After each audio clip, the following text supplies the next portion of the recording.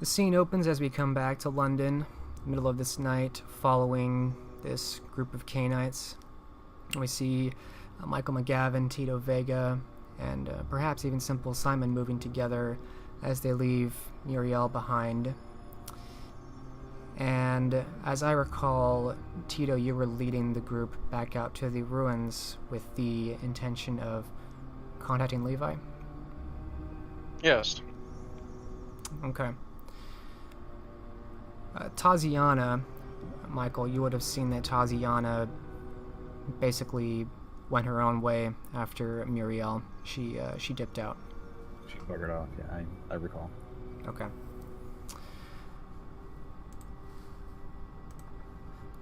Alright. Do any of you speak up to each other as you're moving? Actually, did Tito tell all of you that you were going that direction? I believe Tito did, yes. Okay. Does anybody speak up as you make your way out of the city?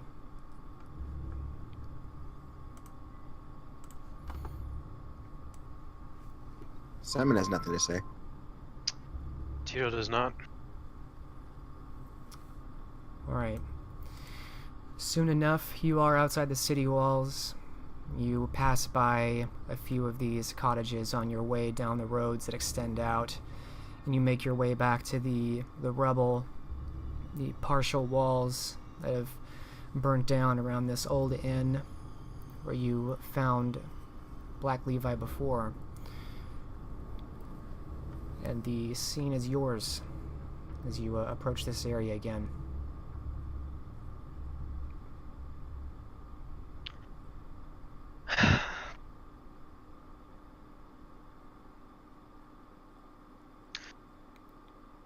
Well, here's a spot now to use this fetish he's provided. Michael's going to hunker into, if there is a corner where two walls meet, he's going to try and get his back into it. Yeah, you find a place where there's a bit of a stone foundation at the base, and you find somewhere where not all of the wood and stone has been torn down or broken apart. I'm sorry, how do you activate this thing again? He told you just to light the tips of the fingers of this desiccated hand. With fire? Yes, presumably. Okay, looking around. Is there any fire? Off in the distance, you see some cottages that look lit. They might have some candles or something.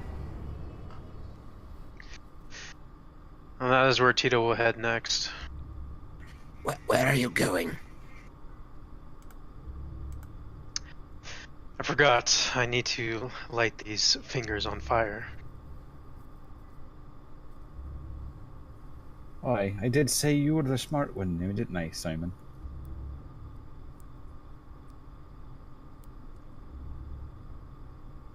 That's a hell of a thing to forget, don't you think?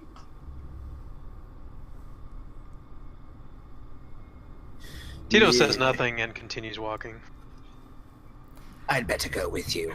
It's probably better if I do the talking anyway. You lot do fill a fellow with just filled brimming with confidence and deep trust, you know that. Shut up. There's the door if you don't like it. Oh, you can make out the door here. Quite impressed. All right, Tito and/or Simon, how do you mean to get a candle from this nearby cottage? Simon's actually going to put on a face. Michael's just going to stay where he's at. And he will use his prodigious skill with manipulation to talk them out of one. All right, for your mask, go ahead and roll your manipulation performance, difficulty 7. Are you spending any blood to improve the appearance? Yes, you'll spend 1. Okay. So difficulty what now? 7. That's right.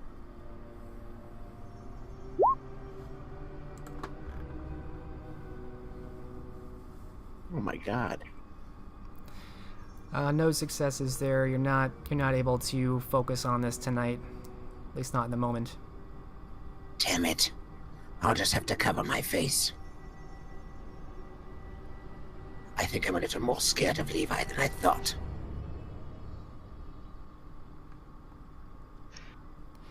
How was Tito planning on getting this candle? We don't have to roleplay the whole thing out. Just getting a candle. Well, seeing this fails, Tito is just going to knock on the door, dominate the man to provide him a lit candle.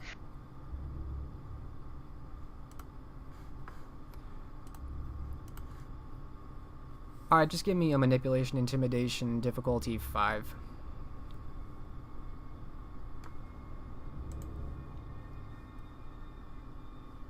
I don't want the whole story to get hung up on this one point. There was no candle. The story never progressed.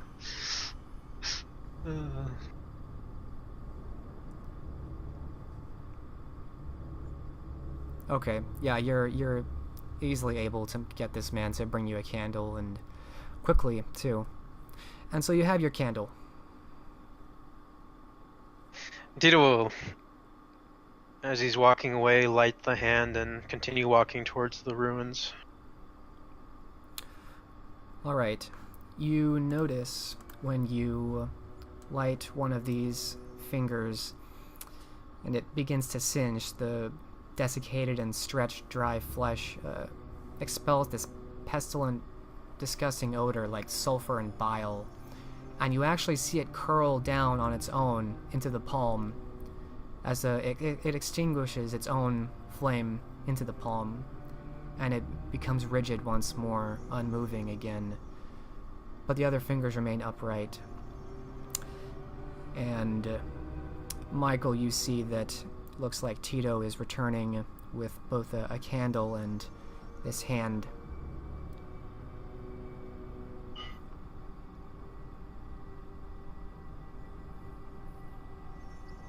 Any other shopping you boys need to take care of? Let's get Should this be over all. Now we wait. with. Don't you have to say some kind of prayer or something? In this case, no incantation was provided. The hell's an incantation? A word or a prayer.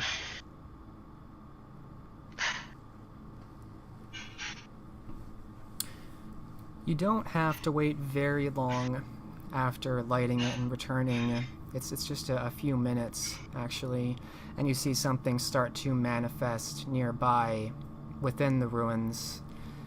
There's something of a shimmer in the form around the air, like a mist taking shape, and you see the hooded, robed figure of Black Levi once more, his arms down at his sides, looking very passive.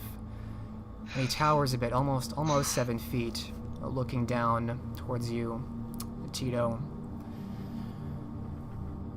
Thou hast called upon me, and I have answered. Why now am I here?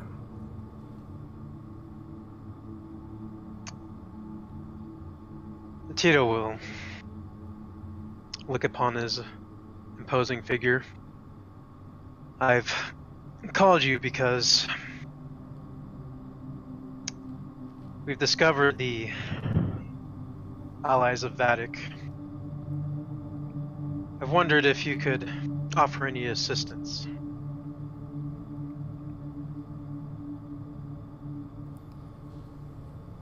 He seems to ignore your immediate question and looks past you towards Simon and then to Michael in turn. Michael tips his imaginary hat.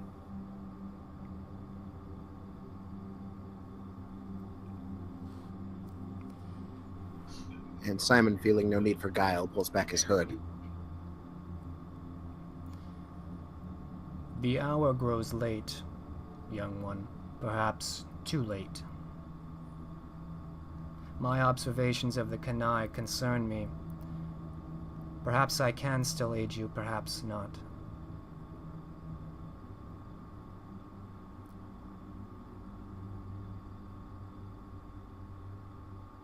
Well, it is the time to act then. Tell me, what have you found in our time apart? I found that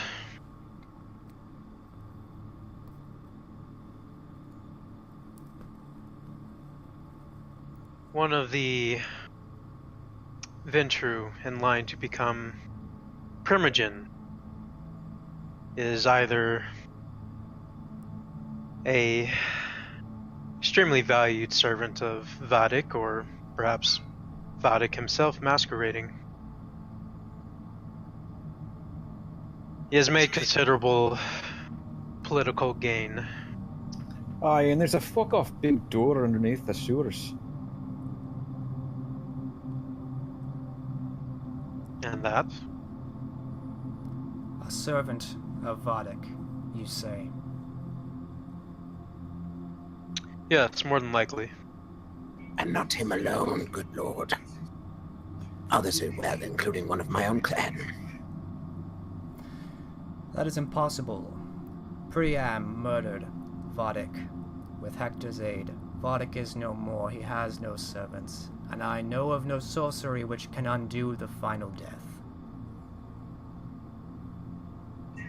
Now Simon looks surprised.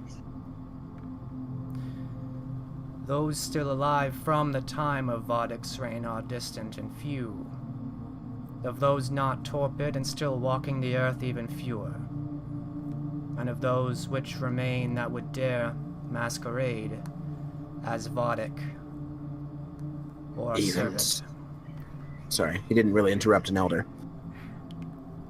He waits till he's done and then says, even so. Tito, do you have the scrolls?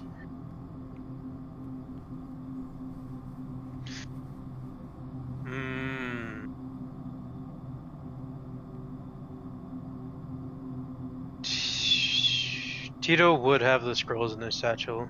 Yeah. You'd better show him. He'll pull out the scroll that has the symbol. I believe it was the symbol that Vadik would use to mark his goal.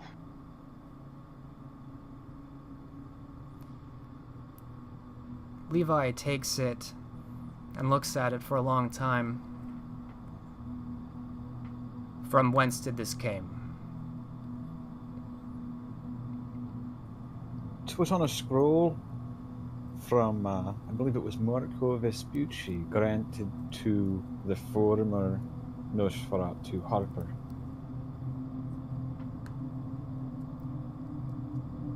I have not seen this symbol since Marad. Is it possible that Vadik may have perished in body and been subsumed by another?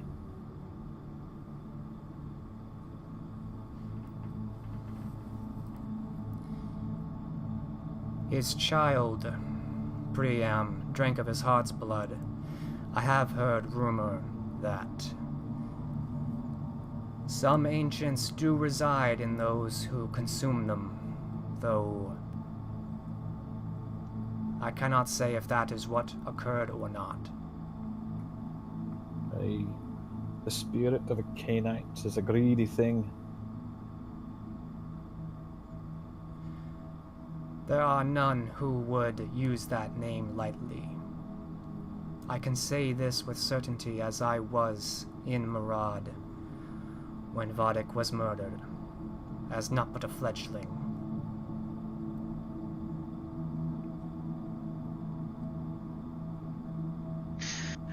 Well, I can say in this era, the name has been completely forgotten. All Cainites, except for Marco himself, seems to not even know the name.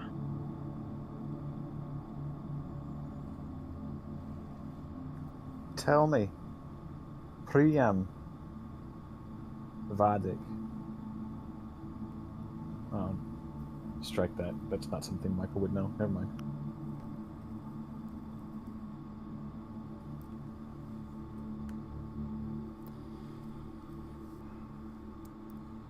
If this is true, if you have seen this symbol.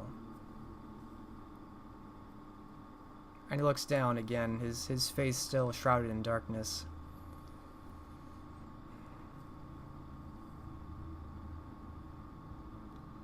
I cannot imagine what this may be.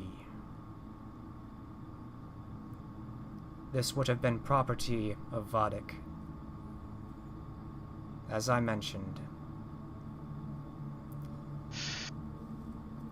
It may not do much, but I've brought a piece of the body belonging to the Nosferatu.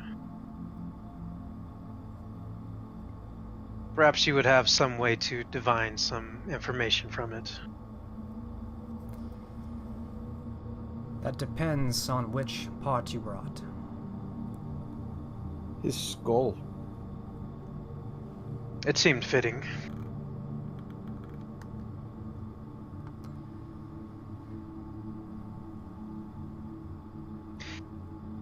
Tito will dig into the satchel and pull out the skull.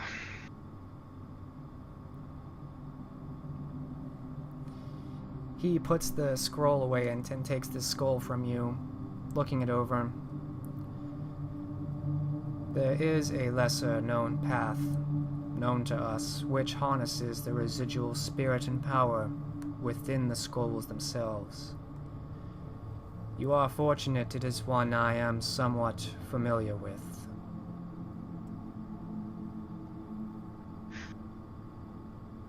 Wonderful.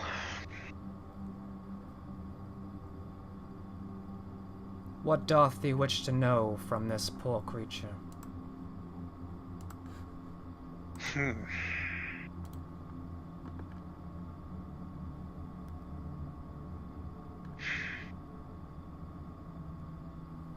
Tito thinks for a moment. What would be most useful for at least giving the sheriff good cause to bring in Marco?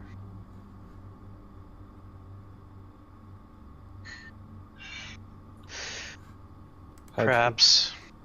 Oh, do go on. Had he met Vadik, and if not, whom was he receiving his orders from? Is there a limit on how many questions could be asked? It drains me for each question, but I see the mark of Vadik is present in this city. Cainites of such great potency deserve some consideration. I will ask 3 questions on your behalf.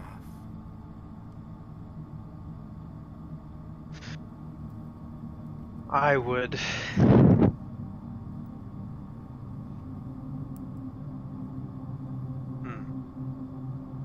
From whence did his orders come?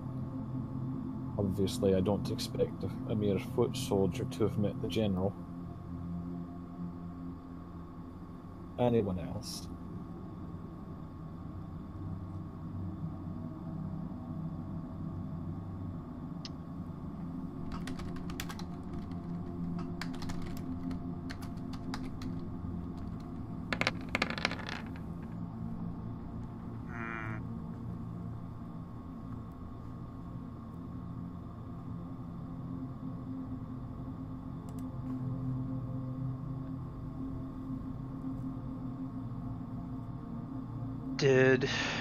Well, yes.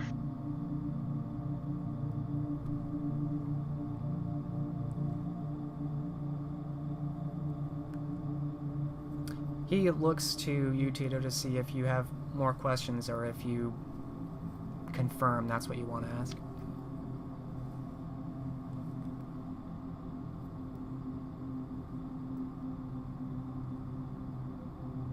Well, it's worth asking if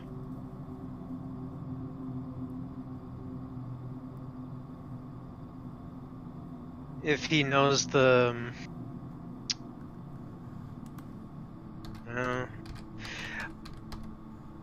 if he has like any cache of secret documents hidden away.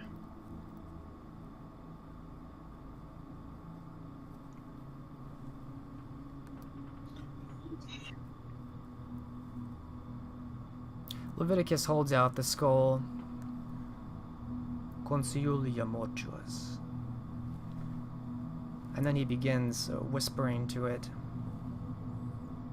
holding it and looking intently at it, though it does not make any immediate sounds.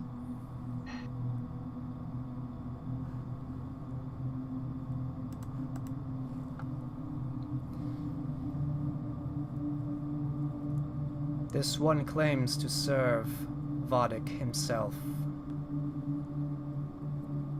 A man he describes as large and petulant, many rolls upon his face. Marco. That is what it sounds like.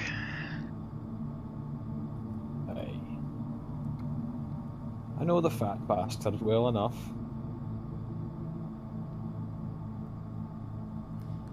He begins whispering back into the skull, bringing it close to his head, and turning it again so that he can hear it, as though the skull might whisper something back.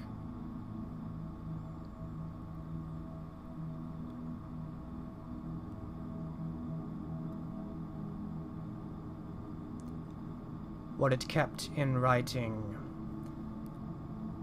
was held both beneath the waterways in a cistern, as well as an office in the Church of the Templars.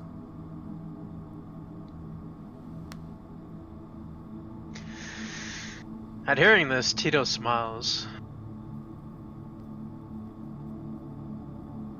This has been most helpful. Do not we have one more question? Aye. Care for a go, Simon? Yes. Who are Vadik's other servants in London?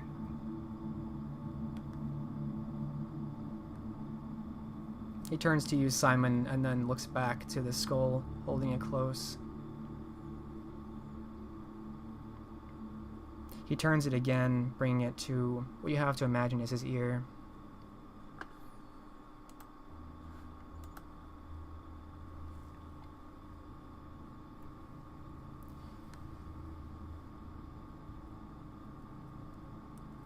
The servants are many.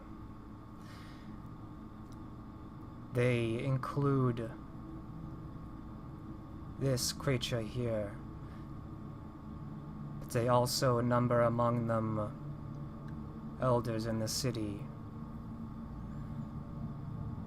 The most recent of which are Eleanor Grey and one Cole Masters, as well as an Edmund Fontaine.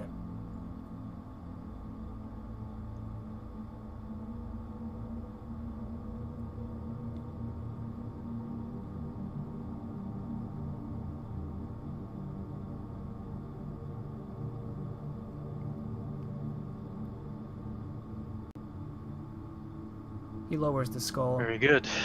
That clears our suspicions. We now know this for a fact.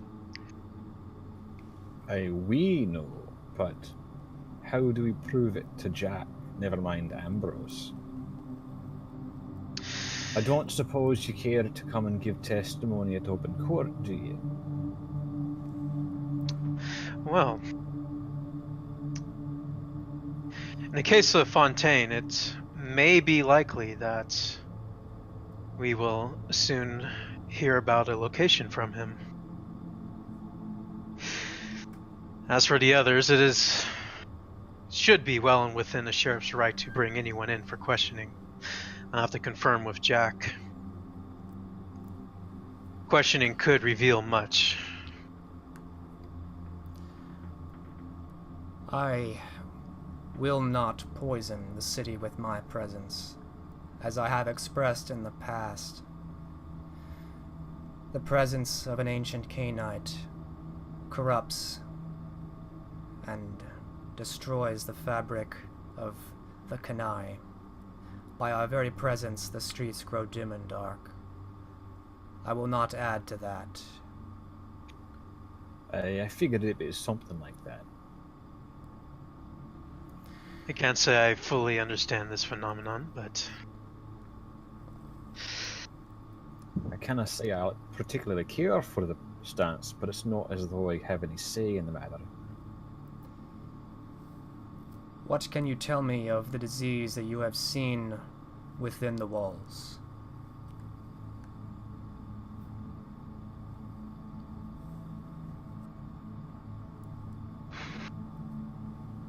it has been able to be cured by cleansing one's blood. I suspect it's a long and painful process. Cleansing the Cainites. The disease now Yes. afflicts our own. Tell me more of this. Yes, it has. A late Bruja.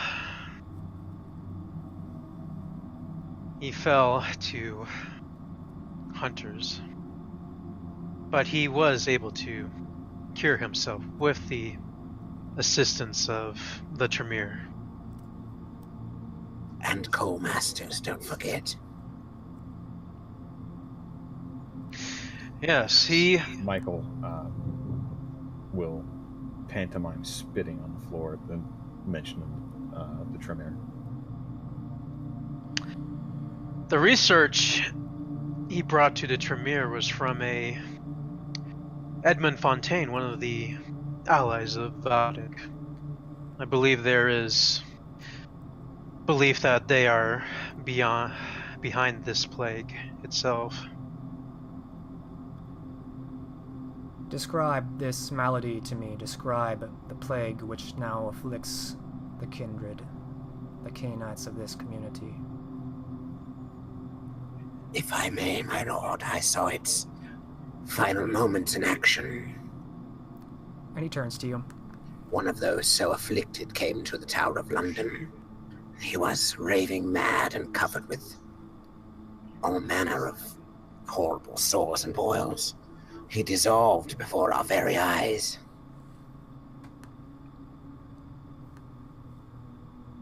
He dissolved.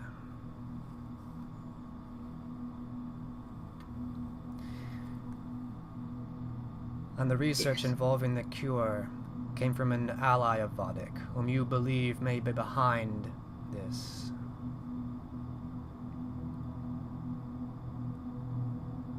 Well, we may not have any real way of proving that, but it's a suspicion. Levi paces some. That is most troubling. Could it be that Vadik has taken control of a body which is failing him?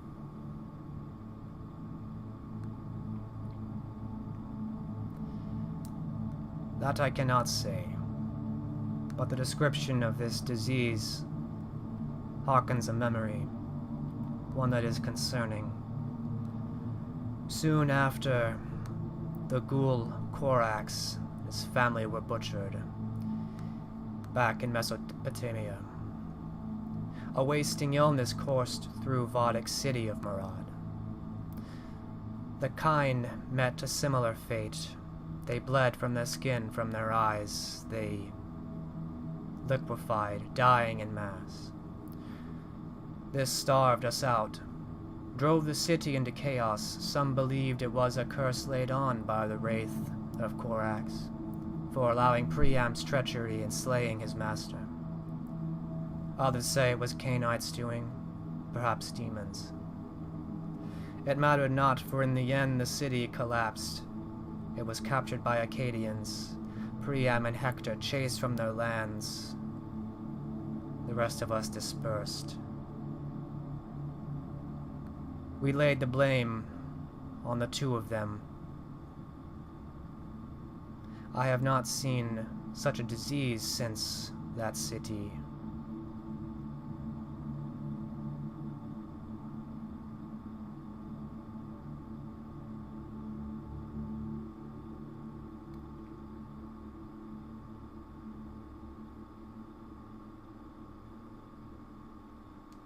He turns to gauge you all.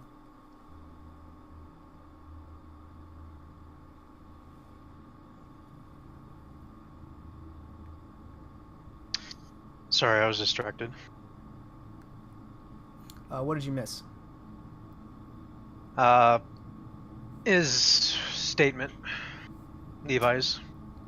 Just the last, like, I don't know, 10 seconds or so. He basically described that in the city where Vodek was murdered, it was shortly after that, and shortly after his ghoul was hunted down, that the whole city succumbed to some wasting disease that sounds like similar to the one that Simon described, and that Priam and Hector were chased out.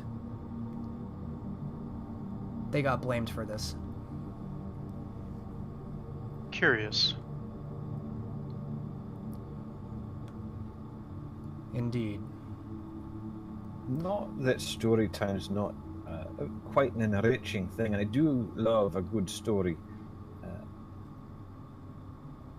It seems we've a bit of work ahead of us, in that we'll need to convince Jack to bring in for questioning 3, was it? Aye, 3. No, excuse me, 4 positioned elders, one of whom seems to also be a Methuselah.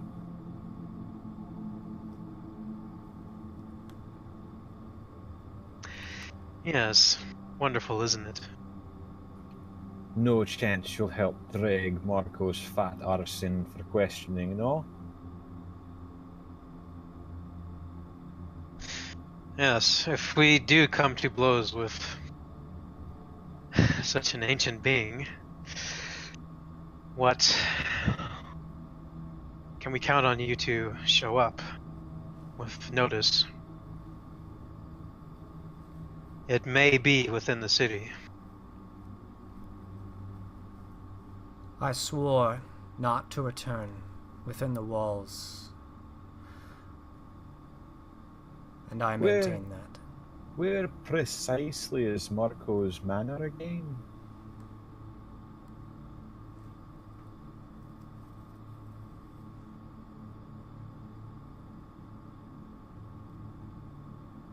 Anyone? I've not been there myself, or I'd offer up a location. Tito recalls his manor within the city limits or outside? Very much within. Yeah.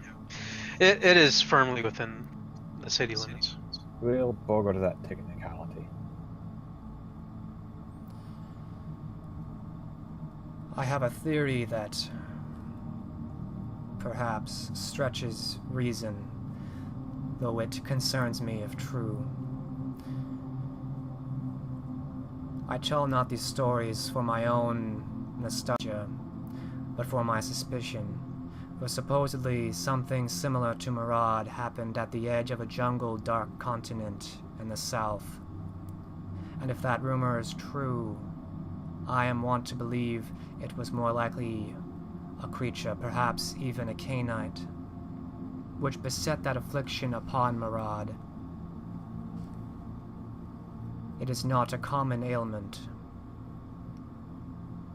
and for it to afflict Cainites in such a way, it hints perhaps at the presence of blood magic in some form, perhaps even a ritual.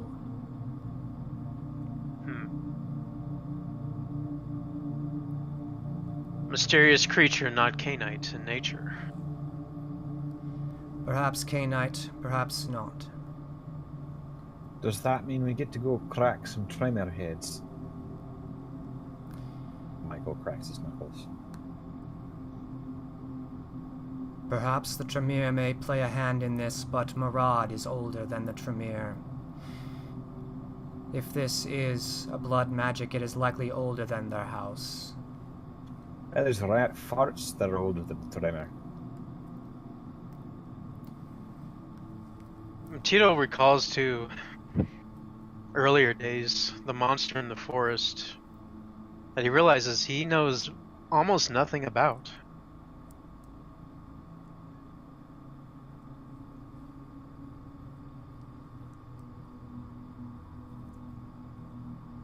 Perhaps I shall be more forward.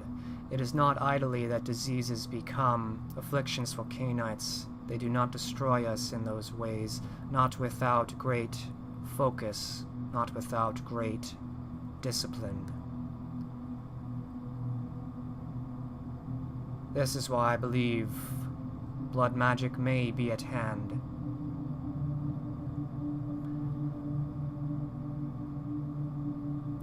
There is something known as a sympathetic principle within the schools of sorcery, of blood magic. If Vitae is somehow connected to this ailment, Vitae may be the solution.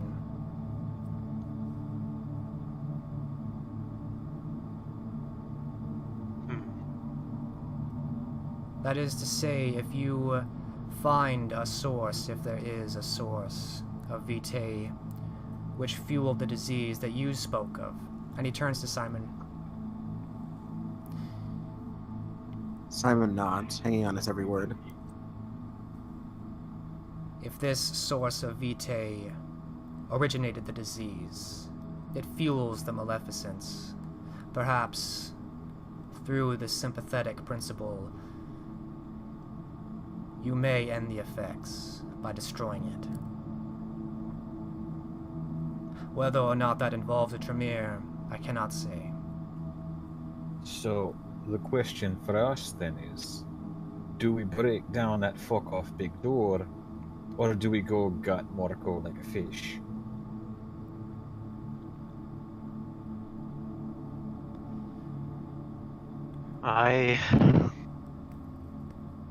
If I were a Methuselah capable of such things, perhaps Marco's not being masqueraded as, perhaps he's being manipulated by.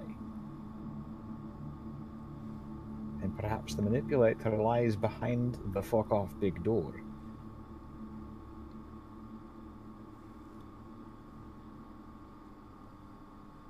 I know nothing of this door of which you speak, unfortunately.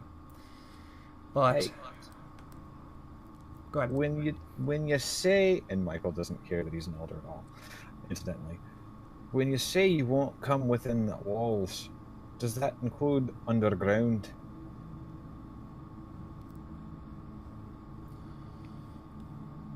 Perhaps when you live long enough, young one, you too will see the effects that we have on their world. The corruption that simply by existing in those cities, and he gestures back to the walls, the way in which the sky darkens, the way in which humor dies, the rich grow more powerful, the weak more pitiful. We corrupt, we poison simply by our parasitic existence. We need not plot, we need not control their politics by infecting and ruining their world. And this is an effect that worsens as we age.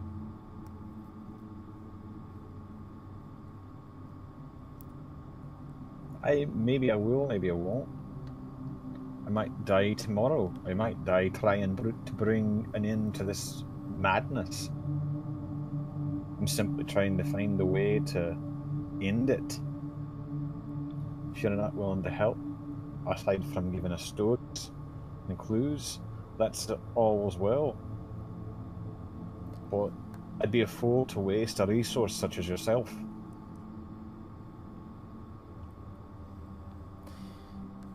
If this Marco Vespucci you describe is similar to the master that this creature serves, and he raises the skull back out in his palm. Indeed, perhaps somewhere within his manor, you may find more.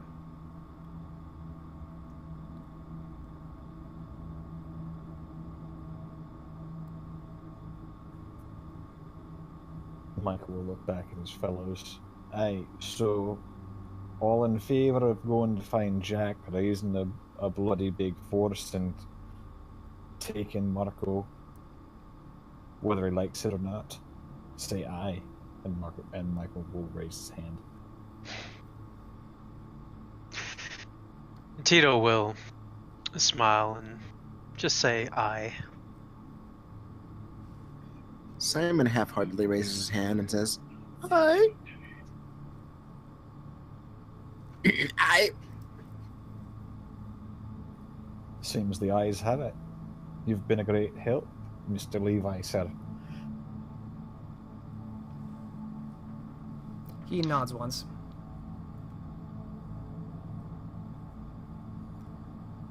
Thank you, Levi. I'll keep in touch, assuming I don't meet final death. Fare thee well, keeper. Tito will bow, giving Levi the respect his age deserves. Simon bows too. Michael waves. And he, just as he came, he begins to shimmer and disappear into a dark mist that dissipates into the air, into the night sky. And the scene is yours. Well then. So, shall I do the talking with Jack, or would you rather? I should speak with him, although... Would you like to become a fellow hound? I imagine that's up to Jack, though, isn't it? So No. far as I can tell, he's got me on babysitting duty. It is fully within my capabilities to appoint you as a...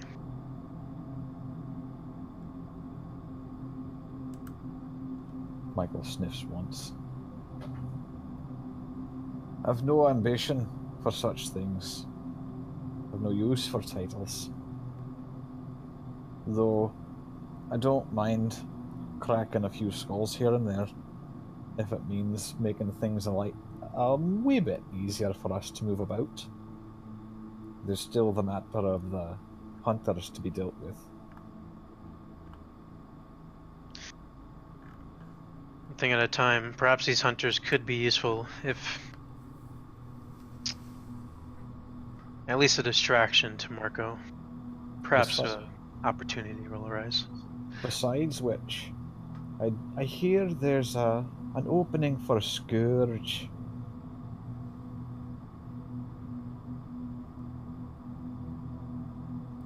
Truly.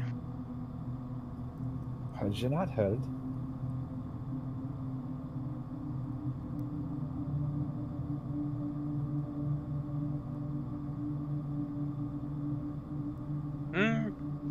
Out of character, guess Tito has not. I don't recall. You don't recall Ford melting? Ah, okay, he was scared. Okay, that makes sense. Nothing's really been said of it since then. You haven't heard Ambrose speak on replacing him or keeping the position or anything, I don't believe.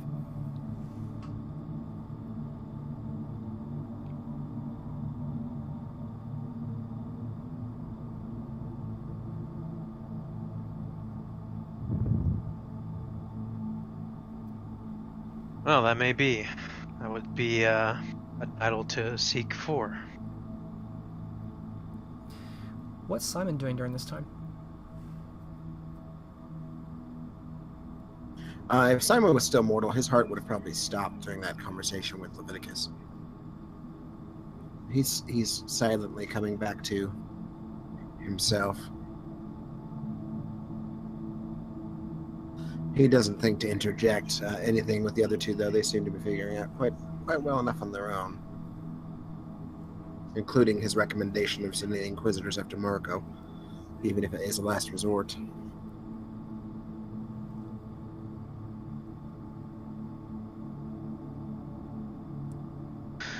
Well, it sounds like we would need whatever we need to incriminate these traitors within this office.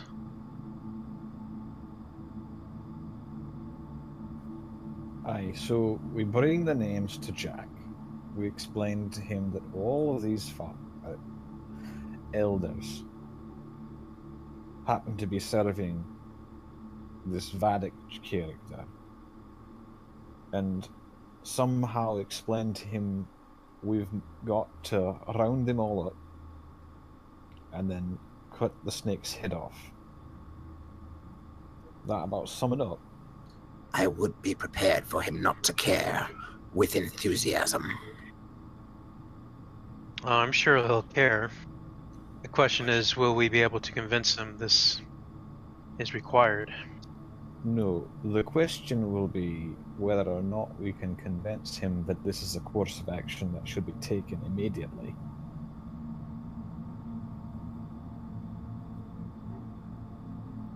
Essentially what I was getting at, but yes.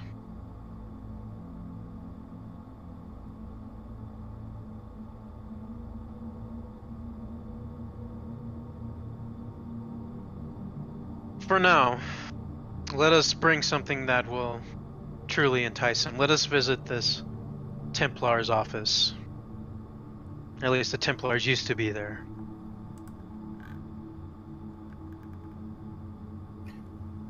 As you like it. What's there now? As Levi said, there would be documents that should hopefully give us beyond a reasonable doubt of their betrayal. Yes, the documents, but who might be guarding them? I suspect we shall have to see. I was afraid you were going to say that. He was your clansman. Do you know if Harper kept human ghouls? Or just the rats? Remember, I told you I didn't know Harper. I knew him better than I did. Why? Because we share the same blood. Because you've been in the same town for longer. Not so. I only returned a short time ago after several years abroad with my sire. Sooner than I. You're very stubborn. Has anyone ever told you that? Often. I know of no ghouls. That's all I was asking. Michael will shrug and start heading back towards town. Don't suppose either of you know where this Templar's office is.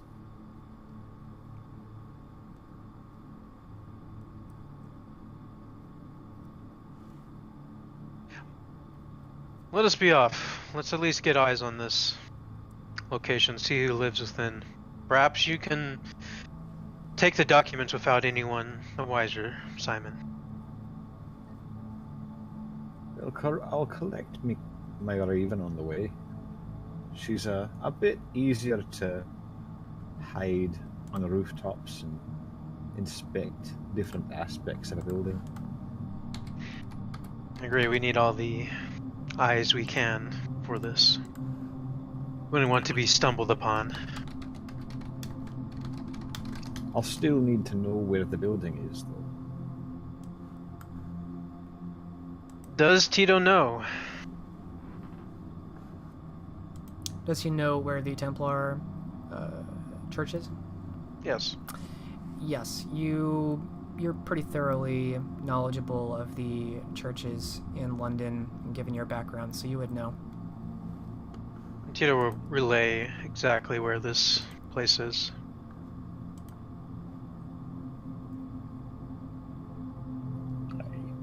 Then we'll swing by and pick up the old girl on the way.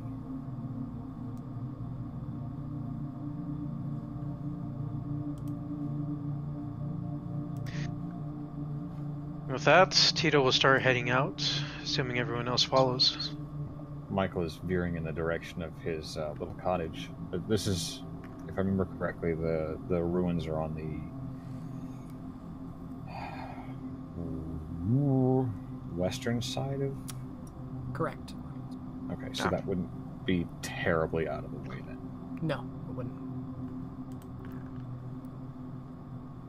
In that case, Tito will follow Michael.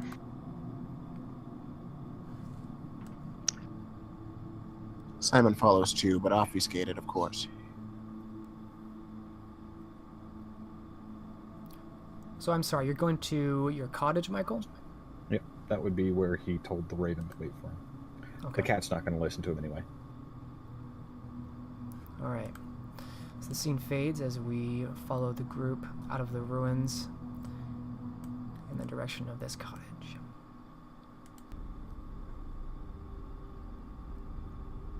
I lack a good cottage background right now, unfortunately. It's fine. I'm not picky.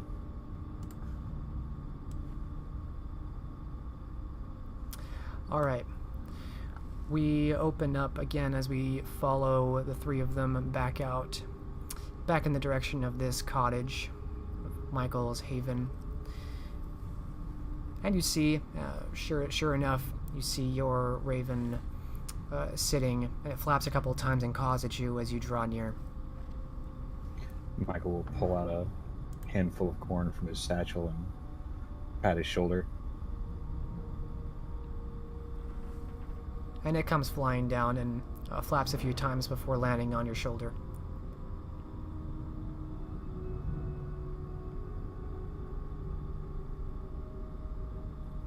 Now, you say the Templars Church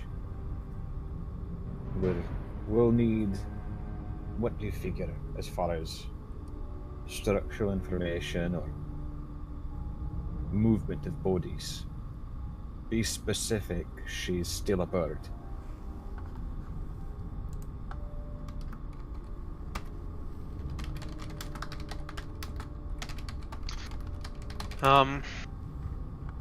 When Tito was told of all the churches, was he described anything like the specifics of them? You've passed by it. I mean, you have a general idea of what it looks like, but... Okay, decently sized. Small? Let's see, it's kind of an odd building. It's round, and it's connected to, kind of similar to the Priory. It has one building adjoined to it, which is kind of rectangular, and then comes to a point at the top with the roof, but it's adjoined to a round building, almost like a tower, that's more fat and wide than it is long, and then that tower ends in a turret at the center, and there are many windows on this rounder edge at the end. So you would say it's probably comparable to at least part of the Blackfriar Priory in size.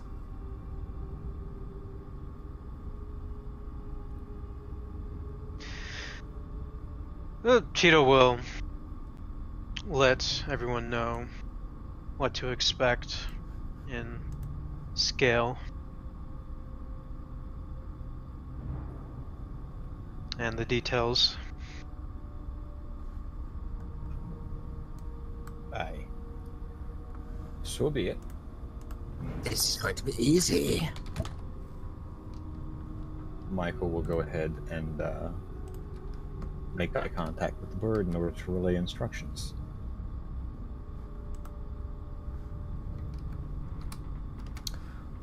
Alright, so you're doing Whispers to the Wild? Word. Go ahead and roll your manipulation animal kin. I'll give the difficulty here at 6.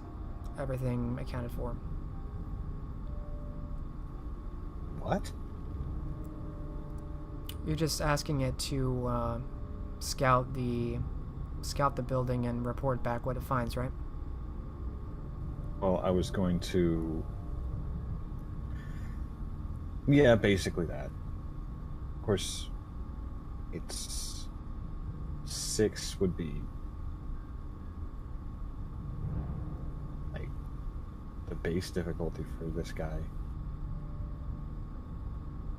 I fully intend to do, caw, thok, caw, caw. You have to realize you're still working with an animal of pretty simple thinking, and you're giving it not really a complex task, but finding a specific building adds a little bit to the difficulty, but not much. So after everything, it's 6.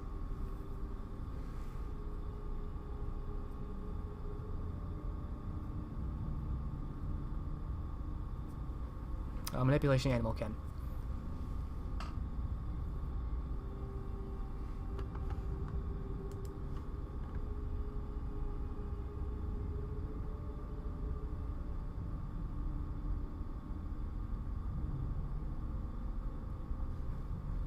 Oh, you can reroll at 10.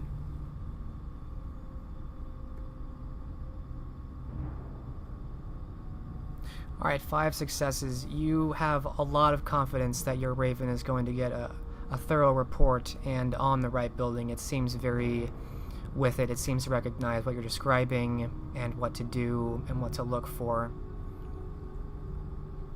And then it takes off.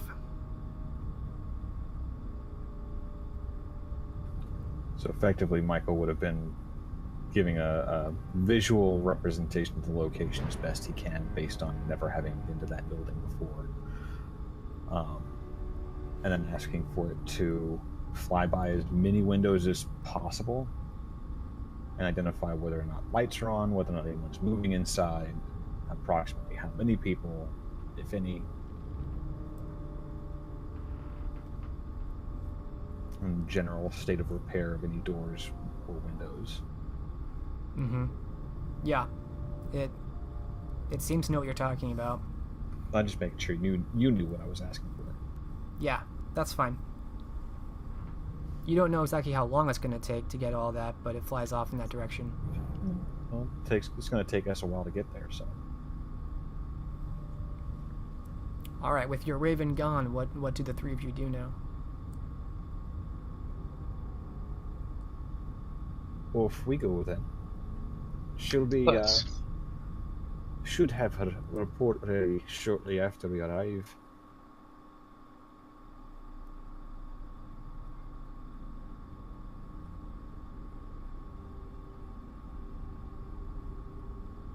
So, we'll start heading out. Michael will follow in step.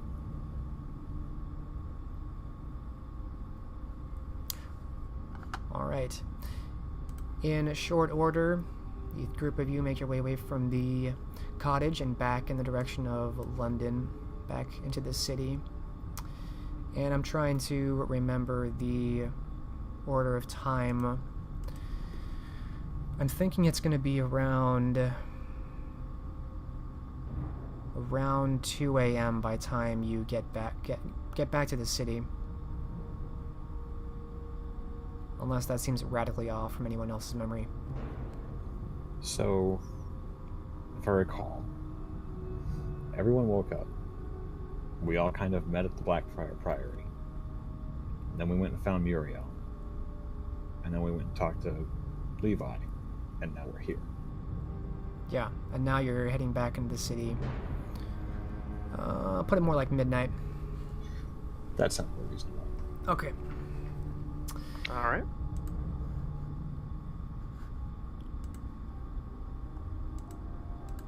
We fade from here. Oh, and you'll let me know if my imp decides it fulfilled its objective and comes back. And send me a private message to remind me of that. I know you sent one before, but I just want you to send it to me so I can read it. Okay.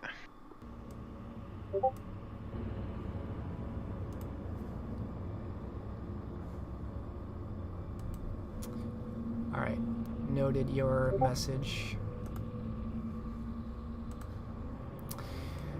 The scene opens as the three of you make your way back into the city, back into the streets, led by Tito, who would be the most familiar with this area, with this Templar's church. And soon enough, you're coming down one of these larger thoroughfares, one of the wider streets, where once in a while you still see a carriage or a wagon pass by. It's still a busy city even at this hour on the larger streets. So you still have a couple people here and there walking to and fro. And you see on the right side of the street, you see this large building which Tito described. It is quite large. It is certainly comparable to the priory in size. Beige, off yellowish stone, clearly old. It raises up high, it has high Gothic windows that circle around the more rounded edge of the side building adjoined to it, and also line the sides of the main structure. And you see that there's a double wooden door on the side, close to the center between the two buildings. and there's a lamp that is lit right now. You can also see that there's some lights emanating from the long, tall windows on the sides of the buildings.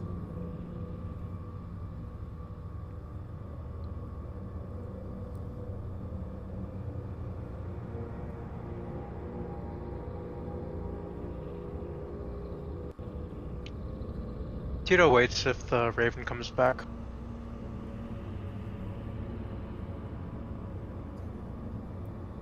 Michael's going to look and see if he can spot her making her crisscross path.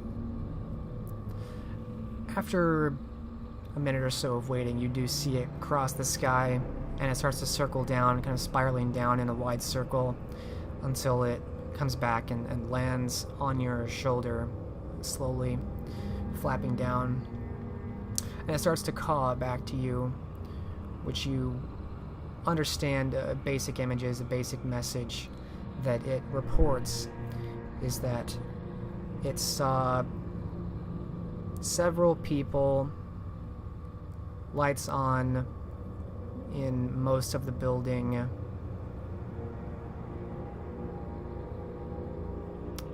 Let me think what else you asked.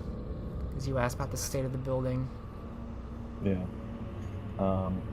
Do I get a general sense of approximately how many people were moving around? It thinks maybe 4. So it would have shown me 4 individual people. Mm-hmm. They never come outside, or at least it didn't see any come outside. Would she have spotted any broken windows, any doors in state of disrepair, anything where something the size of a cat or a large dog could get through? Nope. Building in good condition. Okay. No gaps in the walls or anything like that? Nope.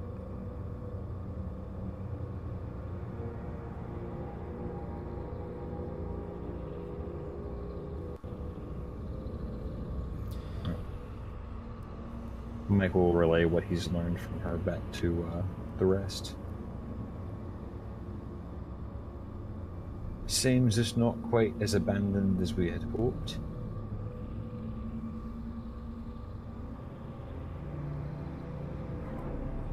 Well, do we know whether Harper's office, and he makes a little quote gesture in the air, was above or below the main floor?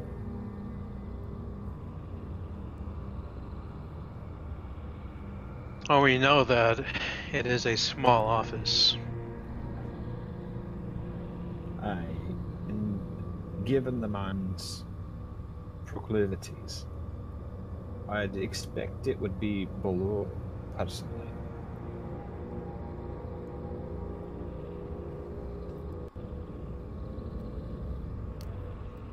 I wouldn't be surprised if there was an entrance beneath the building.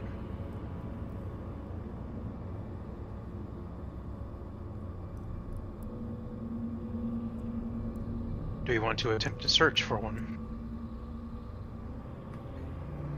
Would I have gotten any sense of like a subterranean entrance, like a cellar door from anything that the Raven gave me? No.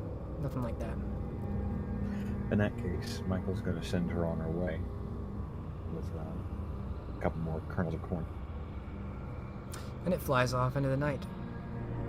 What is Simon doing during all this? Simon is looking at the building, considering how he might get in there in the most stealthy way possible. Make a... You can either do perception investigation or a perception... There's no larceny, is there? Think of anything else. Domain. Yeah. Doing it. Let me think. We'll stick with perception investigation. Fine by me. Difficulty 7.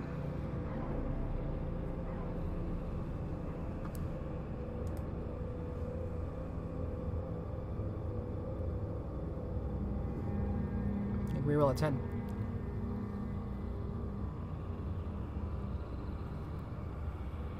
Alright, 2 successes. You see as you're sizing up this building, on this rounder edge, the rounder conjoined building, it's very wide. It's as wide as the larger, the main, you have to imagine it's like the main chapel. This rounder building, it comes up, and then it stops, and then there's a smaller round tower within, like a turret that comes up. And you have to imagine that there's very likely a door or an entrance on one of those levels, at least the very top, if not the second level. They probably would not lock that one. They don't expect people to be climbing walls up. That would be where we get in, he says, Pointing at this turret within a tower. Well, I can get up there. I'm reasonably certain Simon can get up there. What about you, Tito? Tito looks up.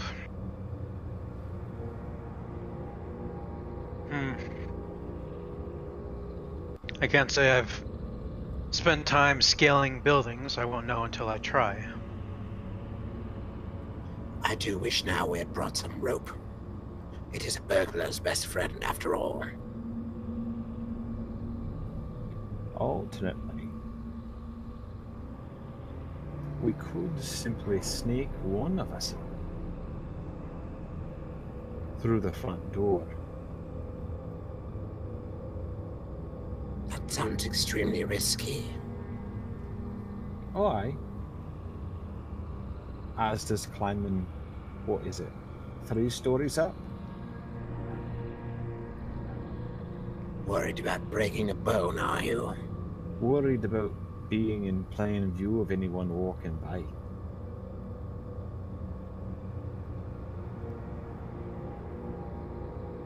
I haven't seen any guards patrolling, have you? No, but the average person doesn't go climbing the side of the building. It would raise more questions than I care to. And it will raise less questions to knock on the door and have me slip in while you make up some story. Oh no, I was going to assault the man.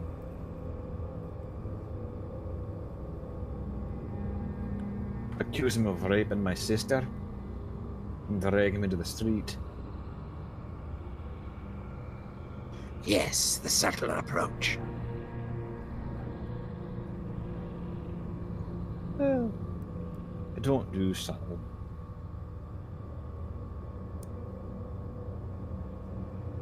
If that is the quickest way to have free reign of this building, perhaps we should just storm in and kill whatever moves.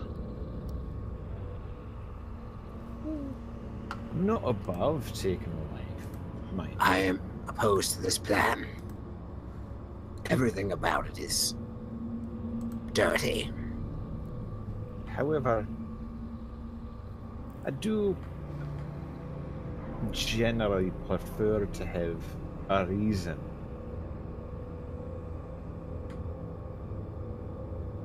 Then at least let me try climbing and have a look around.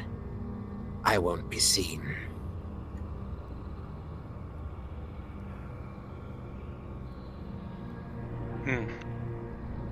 And let you go in and have all the fun. No, I don't think so. If we're going up, we're going up together. I'll remain outside. I think it would be best to have a presence outside. You wouldn't want to be trapped with some contingent of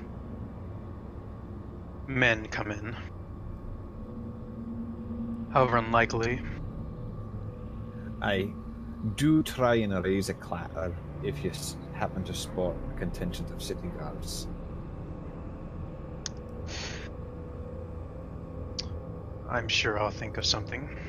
If we play this correctly, we should attract no attention at all. Doesn't pay to plan for the best case scenario.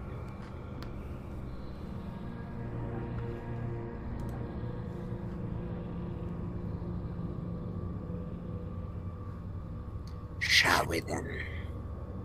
Well, after you, dear lady.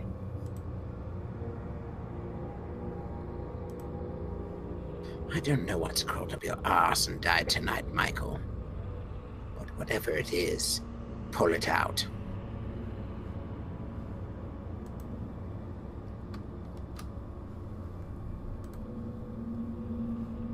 And he'll begin slipping towards the tower, ducking into the shadows as he does to vanish from sight. Michael is going to rely on far more mundane methods of stealth. Tito will head to the entrance outside of the building. Is there like a building, alleyway, place for a good vantage point? To watch the Templar church? Yes. Okay. Yeah, there's an alleyway across the street. It's kind of a ways away. You wouldn't be very close to the Templar church if you had to, raise alarm. You'd have to run quite a ways away, but you could watch it without being noticed.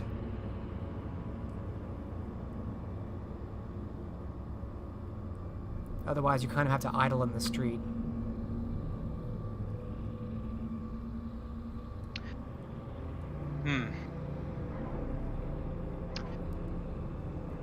That sounds like it will do the best. Okay.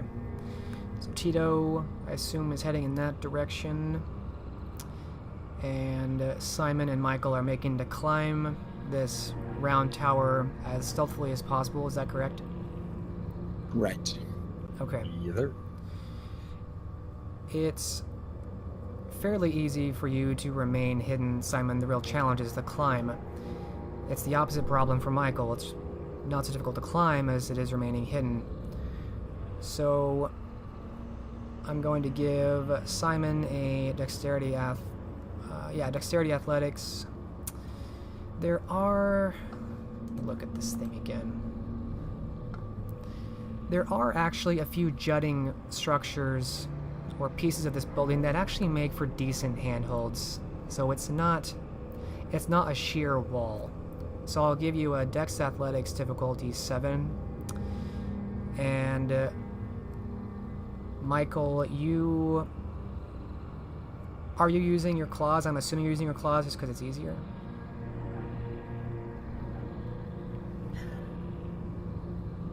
Well, here's the question.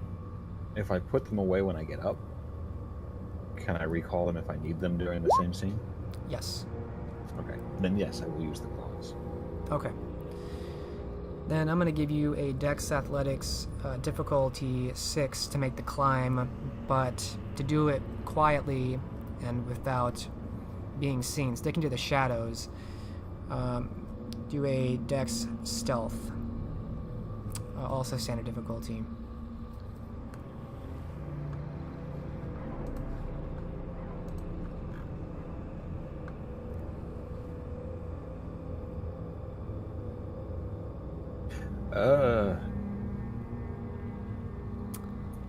That's a botch on being sneaky.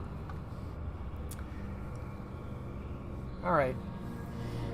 So you are starting to look for handholds as you're making this climb, looking for dark spots to stay in.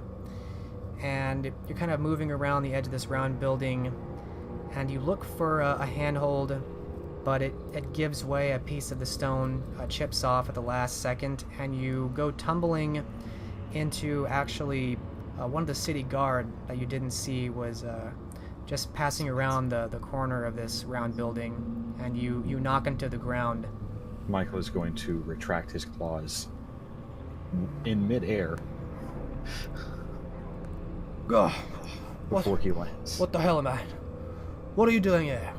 What are you doing? What are you climbing here for?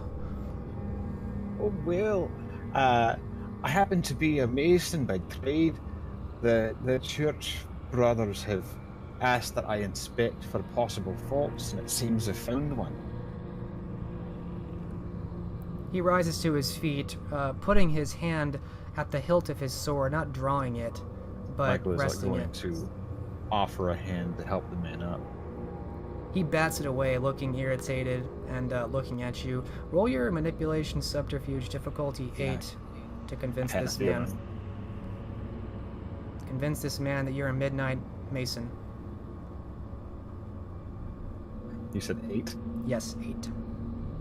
I'm spending willpower on this. Okay.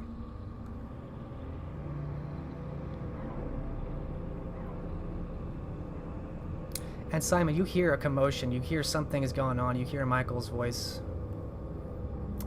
Oh, you got 3 successes on that.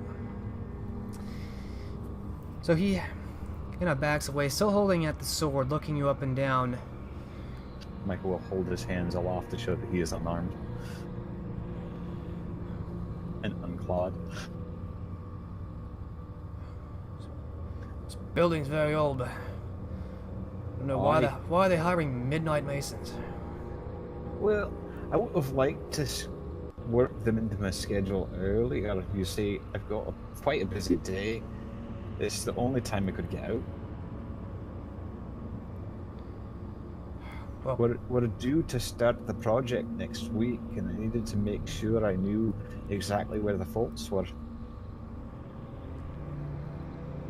he still looks vexed, and he's kind of grimacing. Well, carry on, do your work, but for God's sake, man, look where you're going. Terribly sorry, sir. Won't happen again. And he storms off, giving you one last look over his shoulder as he walks into the street again.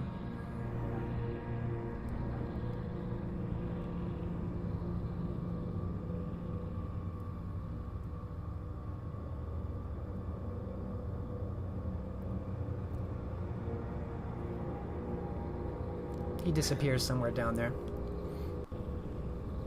Do I see anyone else floating about in the streets now? A few people stopped to watch the commotion. They heard Ray's voices, and they're kind of looking at you now. Michael gives a wave at them. Old buildings, it's great craftsmanship, but it doesn't hold up to the weathers of time for shite.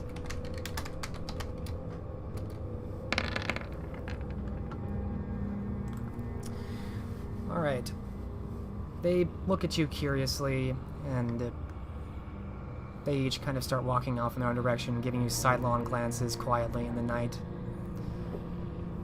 Eventually they disperse too.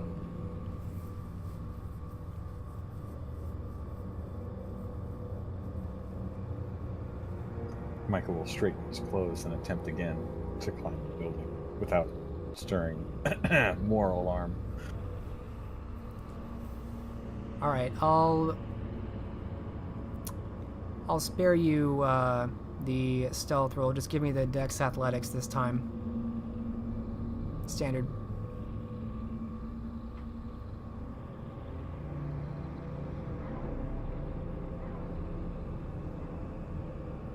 I would say even Tito kind of heard some of those cries. There's not much talking going on in this long street, so you kind of heard something of an argument somewhere over there too. This time you're more successful. You got a good grip, and you feel like you have a moment to move quickly while everyone's kind of dispersing, and you manage to scramble up the side of this wall up to the mid-level of this round tower. And Simon, finally you see Michael has reached up to where you are. What the hell took so long? What was I hearing down there? Damn brick broke.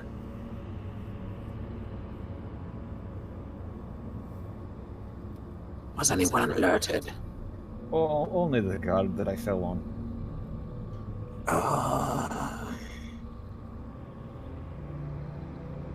Don't worry, he won't be telling anyone.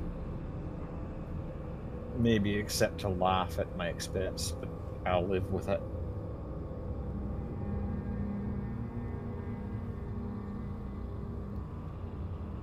I'm not so sure. Let's hurry. I know shite.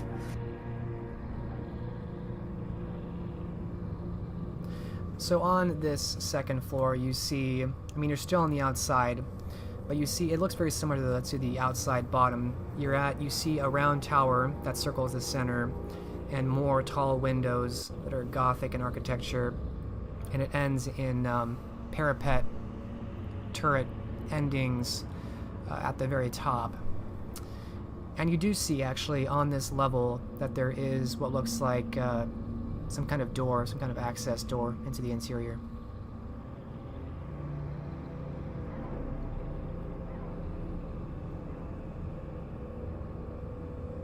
There's our door. Michael will head up, resheath his claws, and try the door. You have to go up a few stone stairs up to the doorway, but it's unlocked at your touch. He's going to just push it open just a crack to see if there's anyone moving on the other side.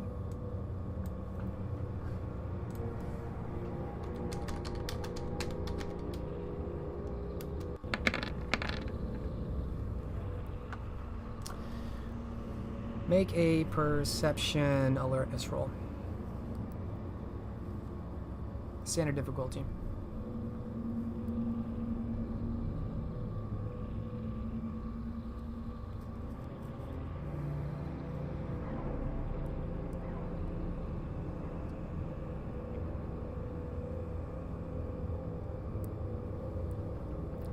You're pretty sure there's no one in this room, at least.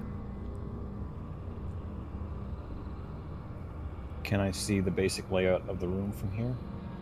Not really. Fair enough. Can I see the far side of the room? Just from cracking the door open and looking in with one success, you can see another window on the far side, and you see a desk.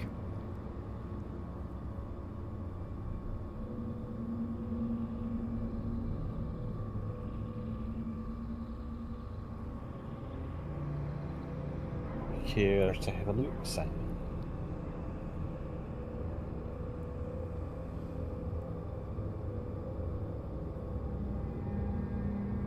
Simon will move forward. All right. One moment. So you're entering inside, going inside this turret? Yes. Okay. Entering inside, it's very poorly lit. There's not a whole lot of light. There's a few candles set by the windows, but otherwise not much.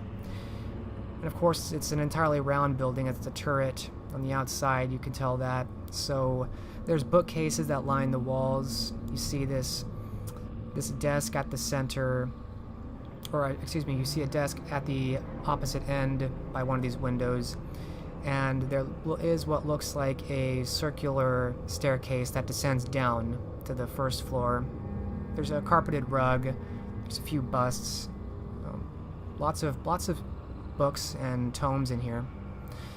And you do see a couple other things of interest. It looks like a few barrels and crates that look a bit out of place for an otherwise some kind of academic-looking area. Michael is going to be nosy, because we were looking for an office, and this looks like an office to him. So he's going to go rifling through the desk. Other than the turret door, what other entrances and exits are there? It looks like there is a ladder that shoots up to the very top, up to literally the roof. There's the spiral staircase that goes down, and the doorway you just came in that goes out to the mid-level outside. Otherwise, it's all just windows. So up, down, or out the way we came in? Yes. Out of curiosity, the spiral staircase coming up is wood or metal? It's stone. So Michael's going to be keeping an ear out for the sound of footfalls on stone in that case, as he rifles through the desk. Well, Simon's going to tell him from the shadows. I'm going to have a look around. Won't be long. Michael gives a vague nod of acknowledgement. And Simon will slip down the stairs.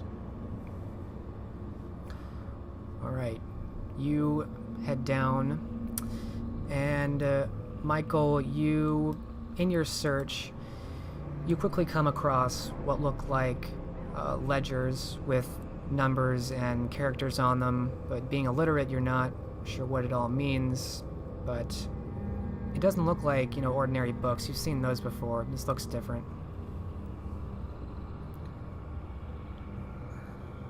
Anything that bears the symbol from the scroll that we showed Levi, the product symbol?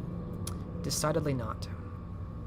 How about a Marco Vespucci seal? You do not see any seal. You do see a repetition in this ledger. You're leafing through it, and you're seeing, it's very repetitive. A lot of these pages, there's numbers, there's a few words, and then there's, you think maybe a date, and then there's this repeating series of characters over and over and over again. But you don't know what it says. No, he's going to take it. All Looks right. useful, at the very least. You have this ledger. Anything else of particular note there? Yeah, as I said, the only other thing that really stands out in this place is this group of crates and barrels. They're kind of just sitting in the middle of the room. They look like they were brought there and forgotten or just set down. They look conspicuously out of place. Michael is going to sniff at them and see what they smell of. They smell of very strange things. You do not know what they are, but they have strong scents, and one of them smells somewhat herbal. Any particular kind of herb? There's a few you recognize just from your travels. I'll spare you the names because I'm not good on herbal names, but Okay. you would recognize a few, you wouldn't recognize a few. There's a variety here. Okay. Michael is going to go ahead and start cracking open things. You start cracking open some of these crates and barrels, and you're finding a mixture of very odd assorted items. You do see herbal ingredients, you see flowers and stems, collections of maybe mushrooms. You also see other things, maybe like piles of salt or maybe sulfur, the things you'd expect to find an alchemist to have. I was going to say, this feels vaguely heretical for a church. Can I make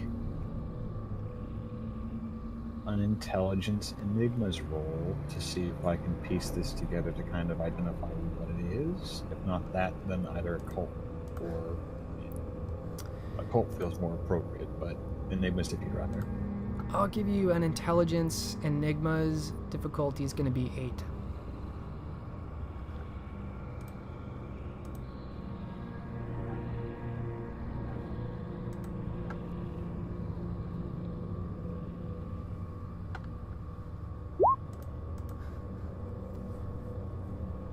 Alright, 1 success.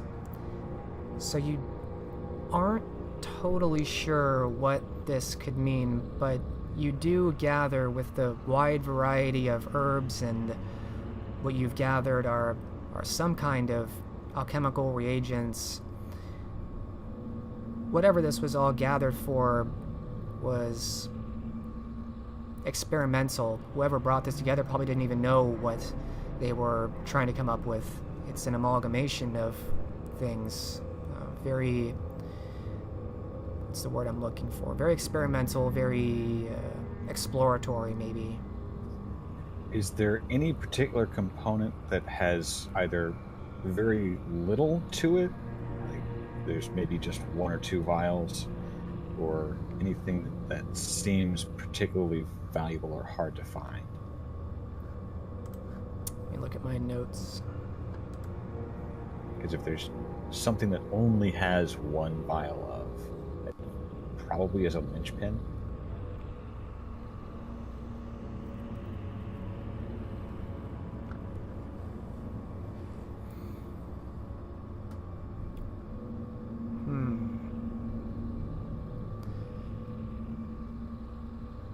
No, I don't think you really see anything that's, almost empty or anything like that really points to something being heavily used. Or rarely used is more my point.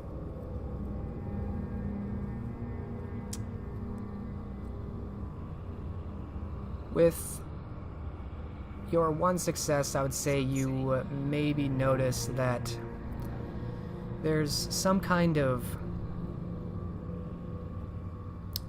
spore or fungus that looks like there's almost none of it left, or there's only a few of them of this type of fungus.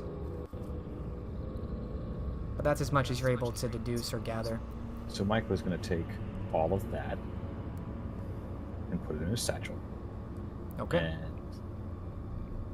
And pretty much anything else he can manage to fit all of the supply into his satchel. The rest of it's kind of awkward. There are vials with liquids. There's, containers of finely ground dust and other sand-like things. They're very fine ground little rock pieces of something. Nothing really fits that well into a satchel. Except the mushrooms that are limited. Yeah, you have a couple mushrooms. A couple Fair enough. of these, spore things.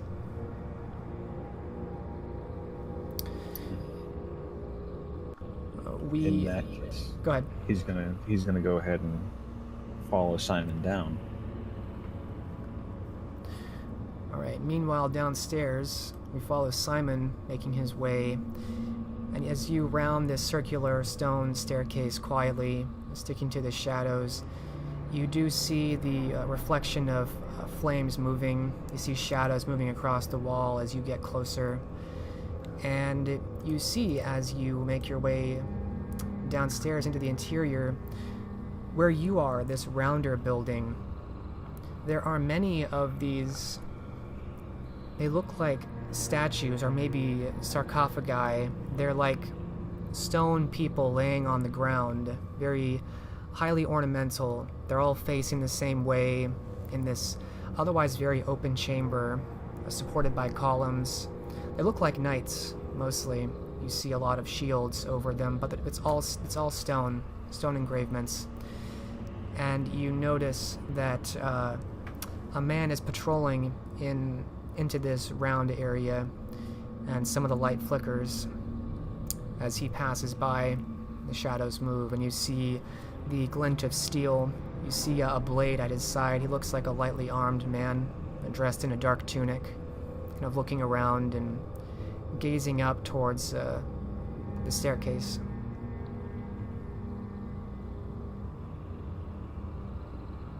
Simon, of course, stays quiet and still, watching to make sure he doesn't come up. He watches for a while, but he does not. He turns back and starts walking back in the other direction. When he goes, Simon slips down after him, wondering who this man is.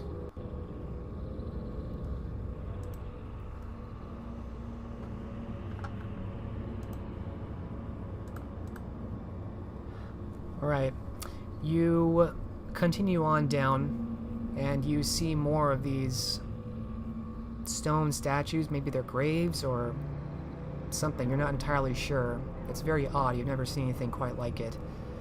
There's many of these what look like knights that are entirely stone, laying down, arrayed in the same way. And you follow this man as he passes by them, walking towards a very tall wooden double door. It's 15-20 feet high.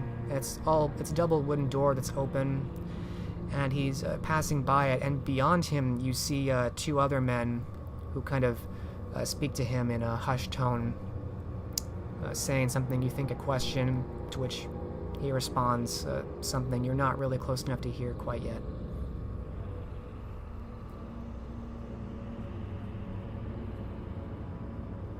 Simon will go as far as the doorway, but he's not going into this room. Out of curiosity, this location, where is it in relation to the big iron door we found in Harper's subterranean haven? Not as close as you would need it to be relevant. Okay, fair enough. Yeah. And since you're kind of sneaking off down after them, go ahead and do Dex Stealth. Standard difficulty.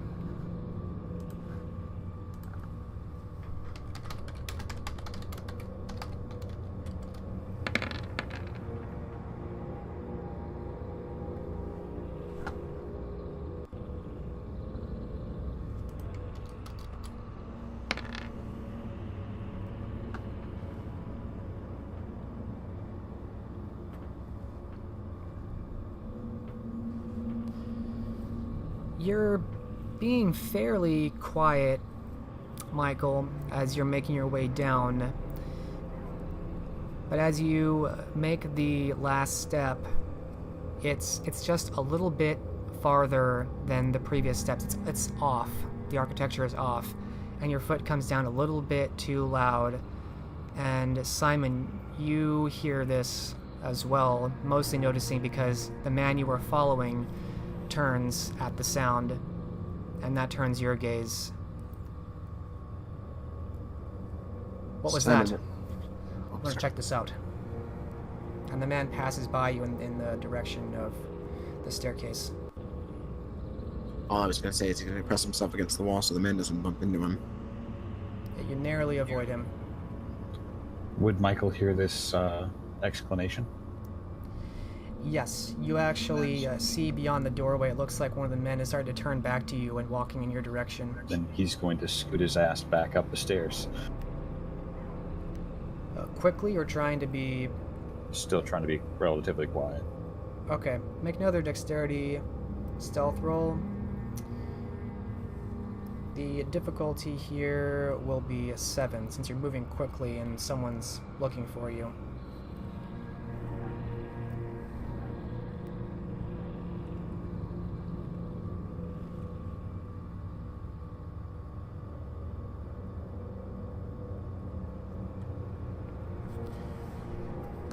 You're moving too quickly. Even as you walk, you know that the speed at which you're moving, you're clacking on the stone, you're making more noise. And the man calls back. Someone's here. Come with me. Upstairs.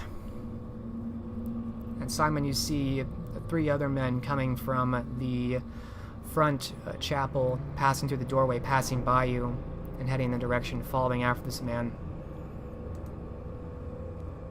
Simon, of course, quietly regrets bringing Michael along. But nothing for it. He's on his own. He's going to slip into the room that the man just vacated. Meanwhile, what are you doing, Michael? Well, now he knows he's being pursued, so he's heading back out the way he came in. At the very least, he's provided a distraction to allow Simon a little bit more time to move around. Alright, you're just darting for the exit and going out? Yeah, were there any buildings close enough that he could maybe leap from this roof to the next? There is one. It's higher up than where you're exiting off. But maybe. You could maybe do it. How much higher? A few feet higher. Okay, so not like an extra story higher. No, like 5 feet tops.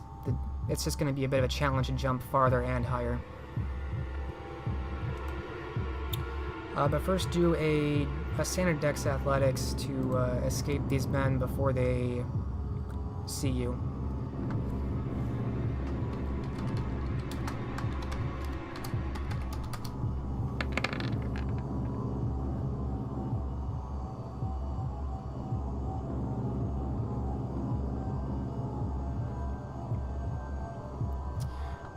Alright, you move quickly enough. You make your way back up the stairs, not minding the sound, and back out this door to the roof of the second level.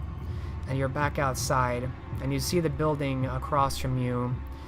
It's about 10 feet away in distance and about 5 feet up. You want to try and jump for it? Yes, I do. Okay. So if this was a pure strength athletics, the number of successes you need would actually be far beyond your dice pool. It's that far? Each success is only like half a meter. Rules as written. But I'll give this to you at a Dex Athletics difficulty 8 if you want to make it in one jump up to the higher level on this other building. Oh. What would it be if I got 2 jumps? I'm kidding. I'm I'm trying to like picture that in my mind. All right, what does Michael do? Michael is gonna pump blood for strength.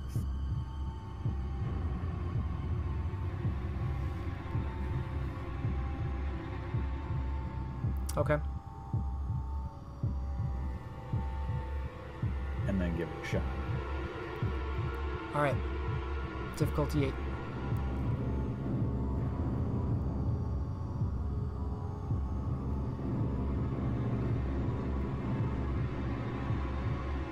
Oh wow. 2 successes. You can reroll those 10s if you want, but you've got it.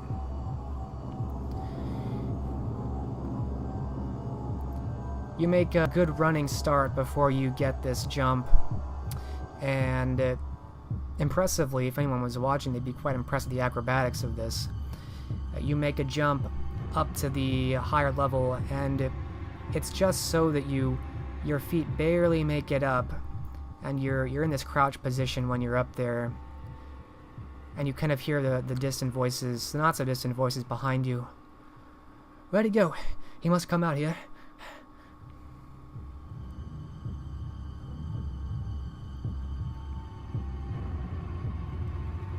Michael's just gonna go prone and try and stay down for as long as he can. It's not like they're going to expect for someone to have leapt that distance. So as long as he doesn't stand up and make himself known, he should be pretty good. Yeah, you're entirely able to just go prone and hide. You're higher up, so it's almost impossible for them to hide or see you hidden. So you make it out up on this higher building as they come searching for you. And it seems like they have lost you. It seems like they don't see where you went immediately. And you manage to escape. We cut back to Simon, and you're seeing these men run back in the direction of these stairs, hearing the clatter of yelling and steps on stone. What do we see with Simon? What does he do during this time? Simon slips into the big room they just vacated to have a quick look around. It looks like it certainly was an old chapel at one point, but it seems to have been converted to more like office use. There's rooms adjoining this where you see more desks, more papers. And of course, you're not sure what they say either, but it looks like this has not served the purpose of any religious purpose for some time.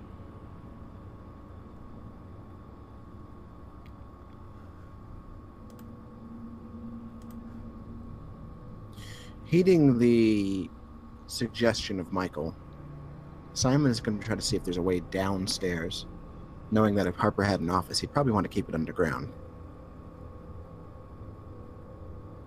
Sure, make a perception investigation.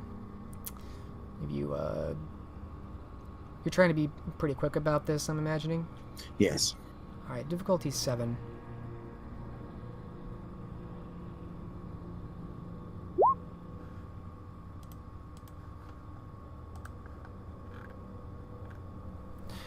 Yeah, you're pretty quick about finding something that stands out as you're going through some of the corners of this larger building. You find there's a side room with something of a trap door and the trapdoor is unlocked.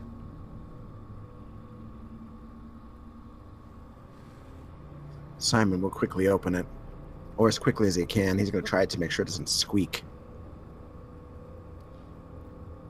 Luckily for you, you're able to get in relatively quietly, since you found it so quickly and precisely.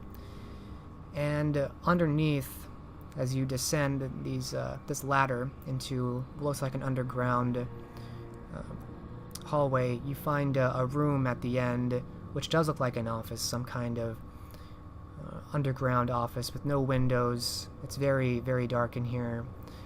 There is virtually no light except the ambient light creeping in from above, but you do see what looks like a few scrolls on one of the tables in here. There's bookcases and a few scrolls here and there.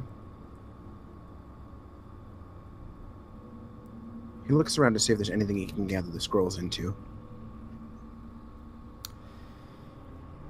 You find a linen bag, just kind of set beside somewhere. Looks like maybe it was once used for transporting something. He'll grab as many scrolls as he can quickly. Alright, you're able to fit them in. They scrunch up pretty easily. You get them in. And he'll take a quick scan of the bookshelf too, although it's hard to see and he doesn't really read. He knows a few letters that Quin taught him. Are you looking for anything particular? He doesn't even know how to spell Vodic, but he's looking for the symbol if nothing else. You don't see the symbol anywhere in here. And you don't see, that name or a V or anything like that, anything that might point to him. Anything else of interest around the desk?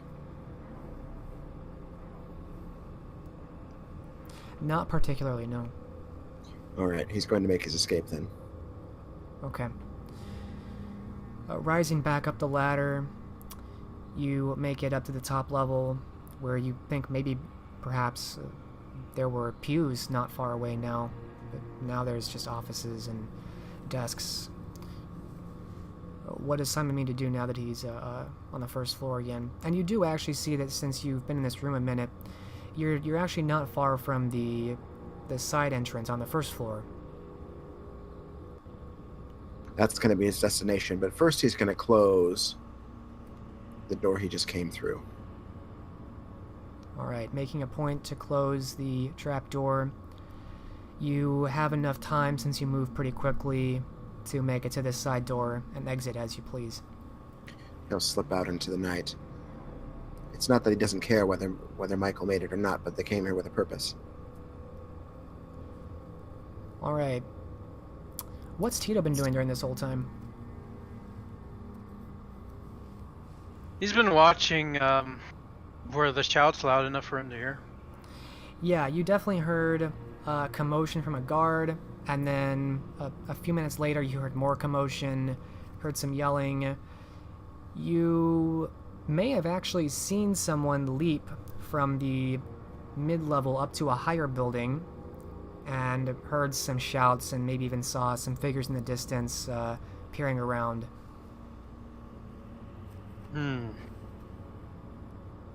No one's left the building, though?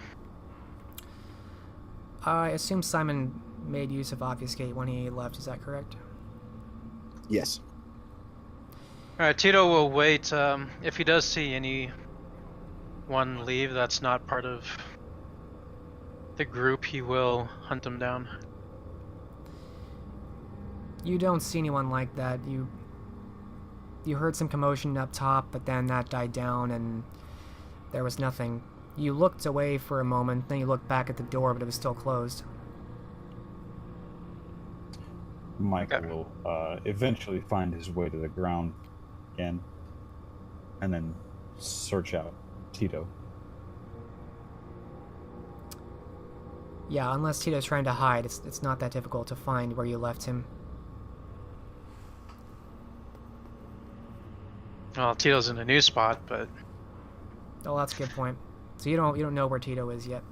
Well, I'm searching for him.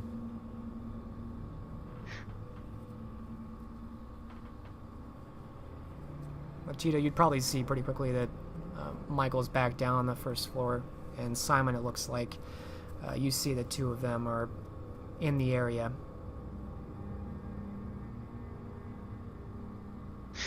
He'll step out of the alleyway and head towards whichever's closest.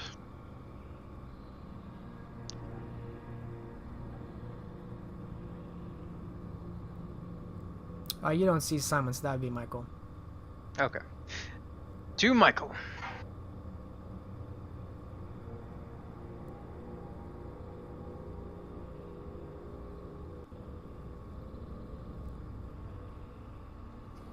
I'm going to assume that eventually I would spot the man coming towards me. Yes, yeah, the two of you are inside of each other. It wasn't the cleanest breaking and entering I've ever attempted, but no one died, and no one was caught. Always looking on the bright side, eh? Well, when possible. Have you found what we are looking for? But I don't know. We've never had much use for letters. But Michael will produce the ledger from his satchel. I did find this. It seemed important. There were also a number of crates containing alchemical supplies. I took what looked to be the rarest of them. Hopefully it delays whatever plans they had. Tito's eyes narrow at the mention of alchemical supplies. I'll take a look at that ledger. Michael will hand it over. Tito will start poring over. And Simon, you're definitely at your leisure. You're definitely in the area if you want to join in this. Perhaps not in the street, though. There's a dark alley. Did we lose Simon? No, I'm here. I was just waiting for... Okay, so he's going to go search them out then. Well, search out Tito anyways. Not sure what happened to Michael. Yeah, you definitely see the two of them. It looks like Michael is handing Tito something in the street.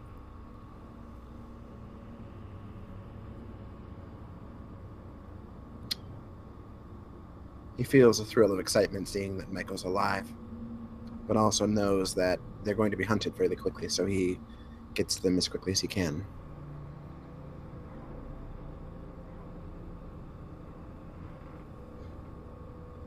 You're able to catch up with them. It looks like they're walking into a side street.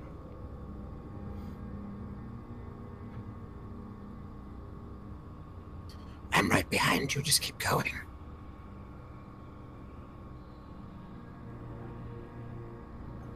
I do hope your investigation was more eventful than mine. Or, well, less. We'll soon find out. Not here. They're going to be looking for you. I don't believe they saw me. Even so, as I said, not in the street. Tito will start heading over to the dark alley he was waiting at.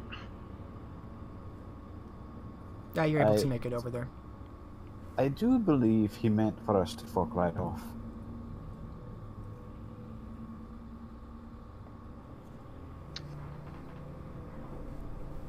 Tito will, if he notices that they're not following you, will look expectantly at them.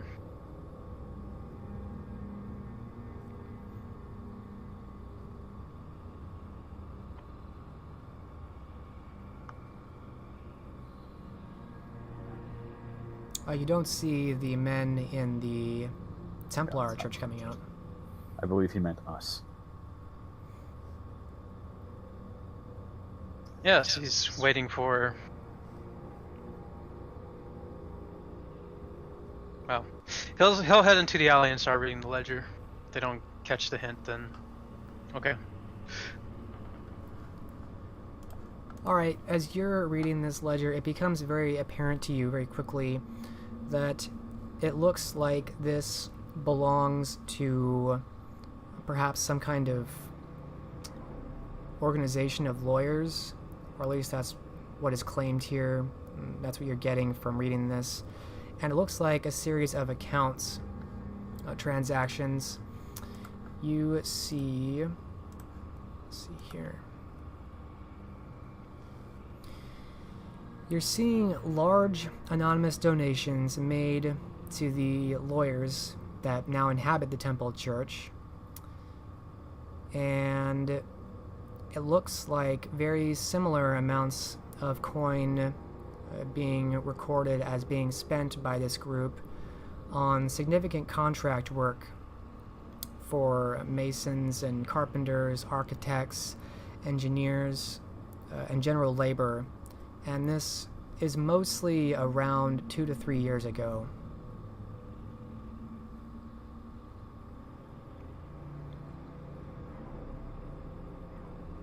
Tito will look around and see if Michael and Simon decide to follow him. Yeah, Simon is following him. I already said that. Michael will go ahead and tuck into the alley as well. Well, this ledger details what could be how they've constructed what's in the sewers.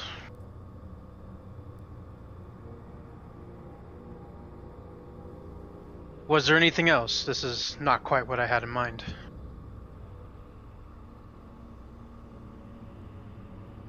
Yes, here. And Simon will take some kind of leather bag off of his shoulder and shove it forcefully in Tito's direction. Tito will take the bag, pull out its contents. Well, this after materializing from the shadows, of course. You see that it looks like a series of scrolls are coming out, and mostly they look like letters. You actually recognize some of the handwriting and signatures of Harper, who just signs H. And you're noticing some similar figures, some similar numbers as what you saw in the ledger. And a cursory glance, piecing through some of these letters, it appears, based on some of these correspondences, that Harper is helping to guide and organize some of these deliveries, some of these construction workers, and some of these projects down in the waterways. There's some pretty explicit claims made and directions in, when to bring which people where, and for how long they need to wait before they can move on. It seems like it required a great deal of precision in the order in which things happened and how they happened. Apparently a great deal of concern over subterfuge and discretion was made. Of course. The donations were anonymous, were they not? They were. But you would also realize that a lot of these, it looks like, based on the evidence you have here in front of you, it does seem to be detailing some kind of large gate or locking mechanism intended for somewhere in the waterways. Is Tito going to make mention of anything he's reading? Yes, Tito will describe the ledger and this as well. In that case, Mike will ask the obvious question. Does it say how to open the fucking thing? Not from what I've seen. No, you don't This see is- you don't see like a passcode or anything. It's like this is the answer or anything like that. But now at least we have evidence to show Sheriff Timbers. Show him what? The harbor was building a big fucking room under the ground. Was there nothing else inside? There probably was. I didn't have much time because of certain people and their mistakes. And he'll give Michael a pointed look. Hey, it got you into the room, though, didn't it? I told you I wanted to go alone. How many were inside? 3, maybe 4. They all went by so quickly. Hey. Thought it even said there was 4.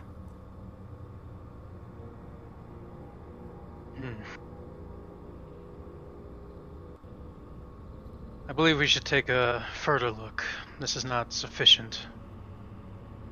I mean, you're welcome to go knock on the front door, but I don't expect that we'll be getting in through the roof again.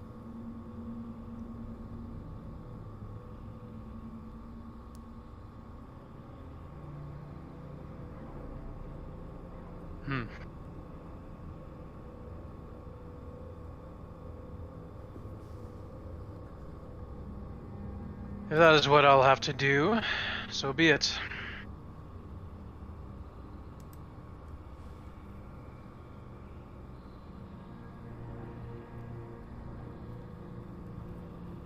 Will you sneak in, or shall I have to take other measures?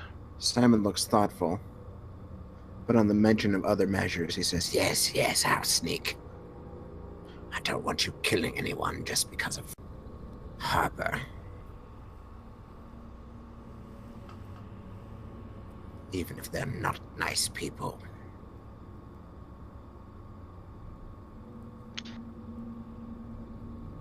Okay, so Tito will begin heading towards the entrance. Alright, you walk up to the front double door, wooden double door. The one here is fairly small, but it's closed right now. He'll begin knocking on the door. It answers fairly quickly, and you see a man in black tunic and hose, sheathed blade at his side, answer fairly quickly, looking maybe a bit flustered or maybe frustrated. What is it?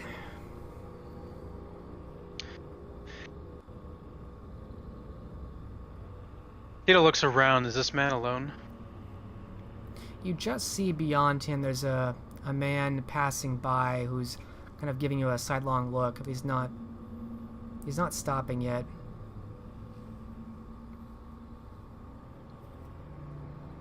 And is the man positioned in the doorway itself? Yes.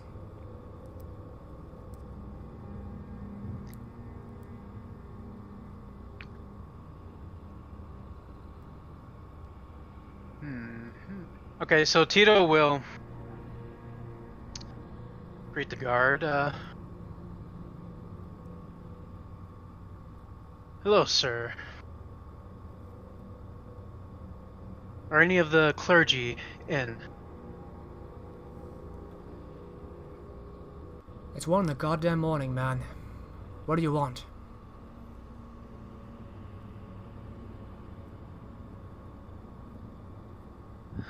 At this, seeing that this man's not going to be very receptive, well, I needed to speak with the clergy. If you would please come with me for a moment.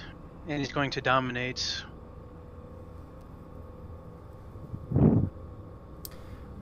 Alright, roll your manipulation intimidation difficulty 5.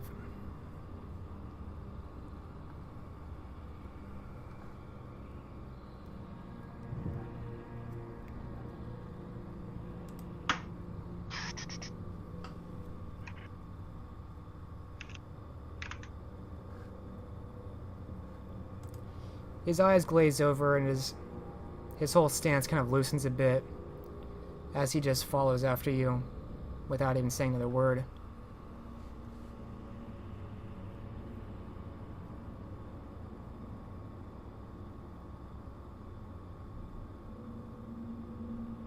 Realizing that this his fellow guardsmen will be coming out shortly.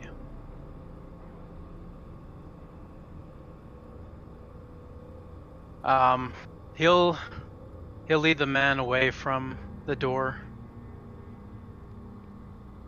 towards the grounds and A little bit. In In what the direction? grounds. Towards the grounds, see if the other guard comes running out. Yes, it's not actually very long at all. You're starting to walk away, and the door pops back open, and two more men come out, similarly dressed and armed. What do you think you're doing? Get back here. Where are you going with him? Who are you? Tito will point. Well, is there anything on the grounds that stands out, or is it just like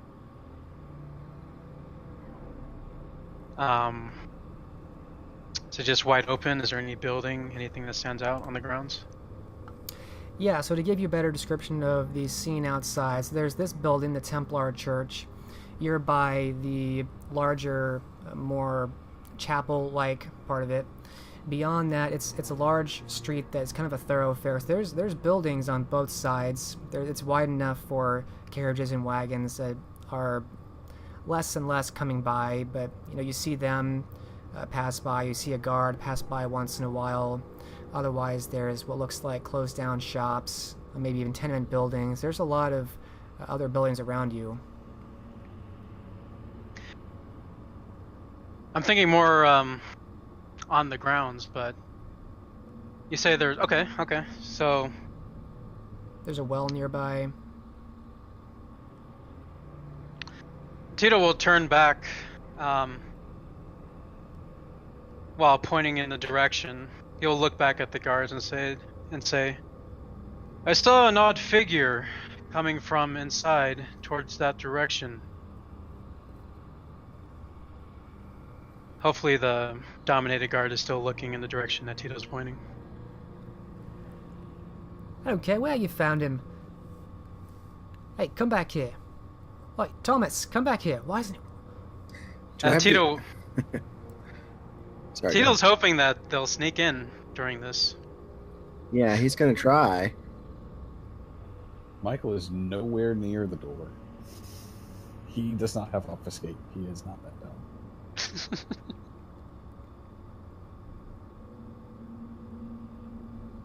Well, Tito will whisper to the guard, go, and start looking towards his fellows. And Simon, meanwhile, going back inside. Yes. Is there anyone else around? Yeah, two more guards came out. One is standing a few feet in front of the doorway. The other one is a bit further out, closer to Tito. You don't see a fourth guard yet. All right. Tito will... Actually, he might do something more. And I assume Michael is kind of off to the side in like an alley. Yep. Okay. Kind of just chortling to himself.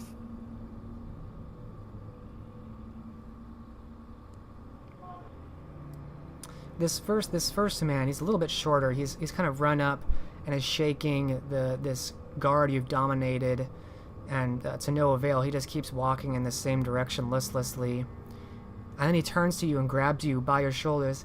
What'd you do to him? What are you doing? What's your name? It's like grabbing you and like shoving you back. Grabbing and shoving, huh?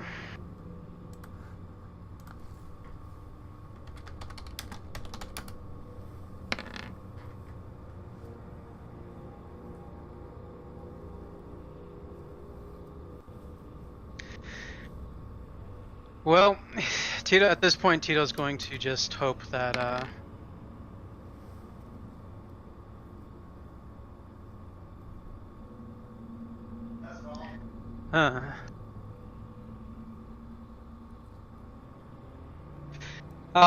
is Tito backed in a corner right now?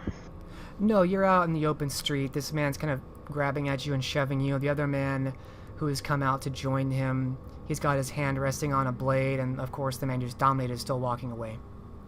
Michael has some idea where this is going, so he's going to do his best to diffuse the situation. and he's going to storm up angrily. Oi! Prick!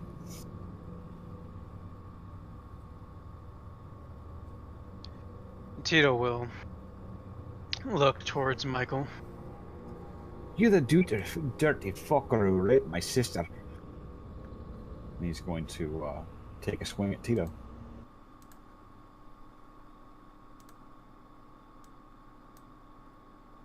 Okay then. Like a full-on swing?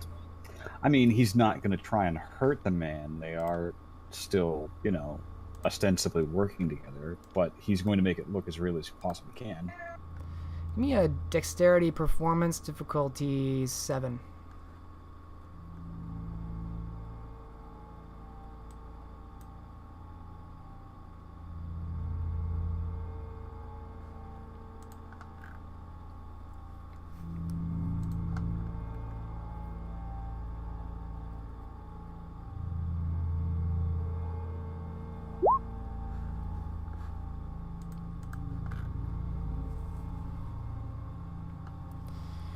This shorter man who was kind of roughing up Tito backs away as he sees that it looks like Michael, this man, comes out and says this and gives Tito a punch. And now, Tito, I need you to give me the same roll. Impromptu acting. Alright. Dex performance, huh? Yep.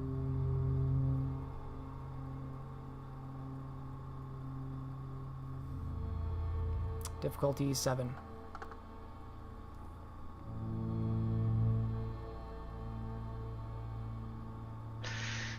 Seven. Alright, that's 2. Alright, describe Tito as he's reacting to this. What's clearly acting? Tito will see this telegraphed punch coming towards him, and he'll do his best to make a realistic dodge and just start running.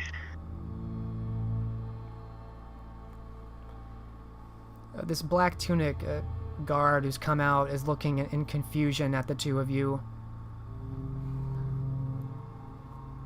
And who the hell are you? He looks to Michael.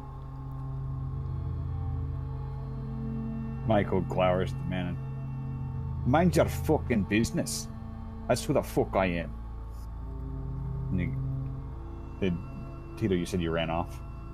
Yes, Tito took off. And he's gonna go chasing after him. Alright. This man seems utterly confused, but he doesn't say anymore. He goes after the guard who's still walking away and drags him back. He really has to, drag him forcefully back in the direction of the Templar church. And while this has all been going on, Simon, you've had all the time in the world to get inside. He does so, and he's going to try to find himself a candle or some other light to take down there with him. You do find a candle that you're able to pilfer pretty easily in this larger part of the church before you go back down. He's going to beeline for the trap door, making sure to close it behind him this time. He doesn't want anyone to know he's down here, and he hopes they don't come down. Alright, you're able to do that with the distraction that Tito and Michael have provided you. You find a candle, and you make your way downstairs. There's considerably more light, and you're back down here again. You can see a little bit better now.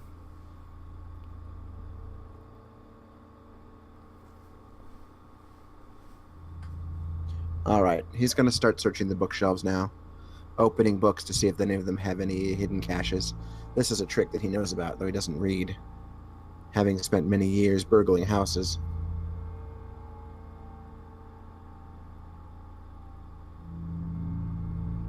He's also going to see if any of them are written in the handwriting he knows to be his erstwhile kin.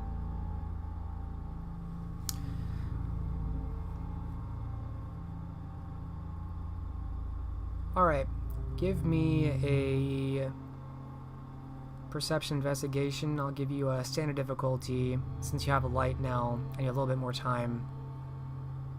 It's not quite as hard to look through, although the sheer volume still presents a bit of a challenge. 3 successes. Okay.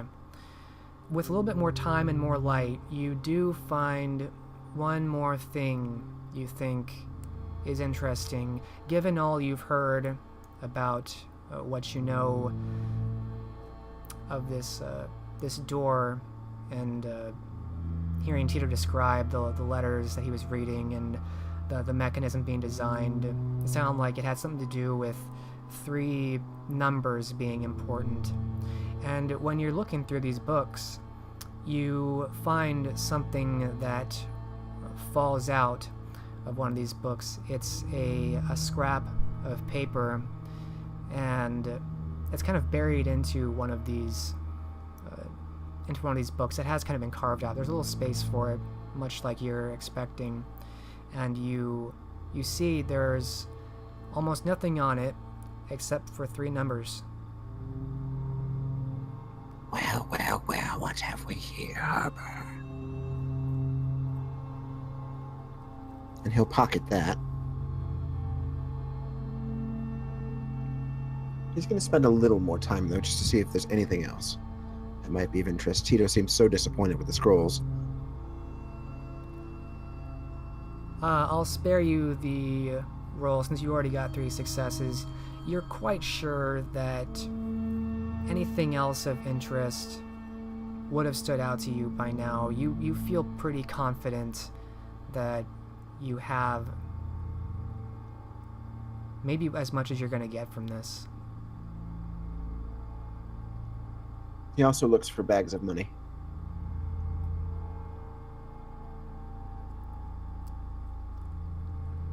You find one coin purse stashed under, kind of within the table.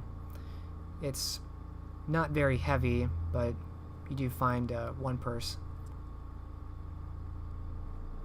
About the size of your fist. Simon barks a laugh. He can't help himself. He really didn't expect to find this. Ha! And then he slams a hand over his mouth.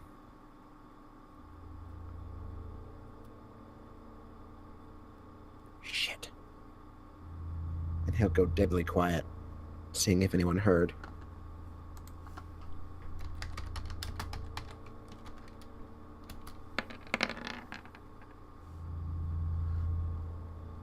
You think you hear a voice call out. It's muffled, but you think someone said, you hear that?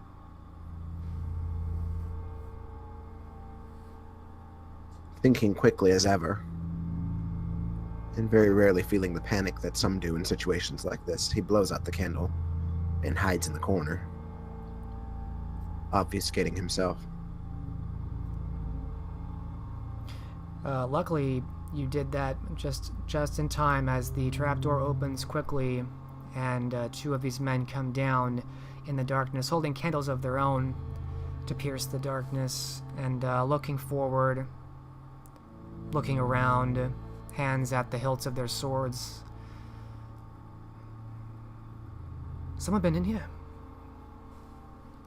No, it always looks this messy.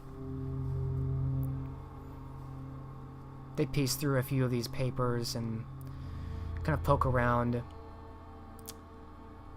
And eventually they turn around and turn back in the direction of the ladder and start to rise back up, closing the trapdoor behind you. Or them, I should say.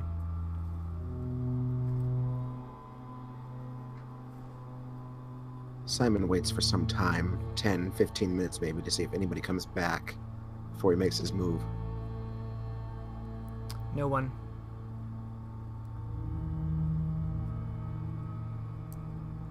Then, by memory of the room, he creeps across in the dark towards where he expects the ladder to be. By feel, you find the curves and edges of the wood that you know is the ladder, and you're able to make your way up. Once he gets to the top before opening it, he's going to press his ear as much as possible against the wood and listen. Get a perception alertness, difficulty 6.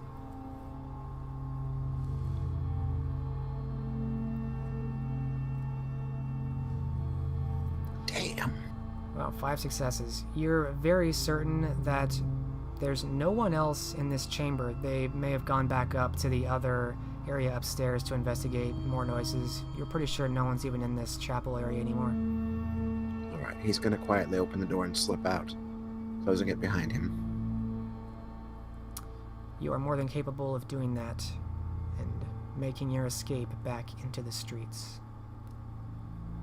He will find Tito and Michael as quickly as possible.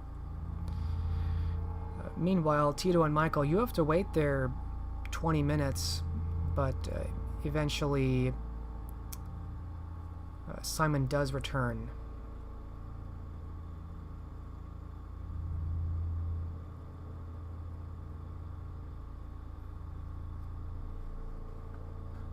He emerges from the shadows,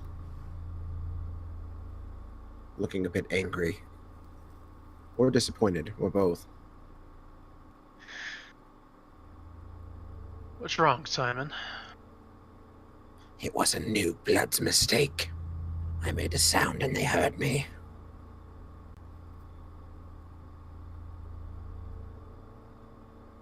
If I wasn't as skilled as I am,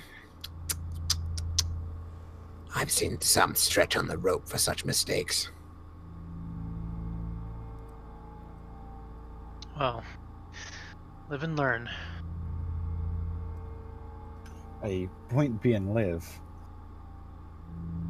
Anyway, they didn't see me, and I found this.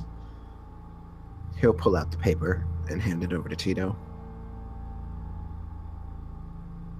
Tigger eagerly takes the scroll and begins, or piece of paper, begins reading. It's 3 numbers, arranged in a triangle.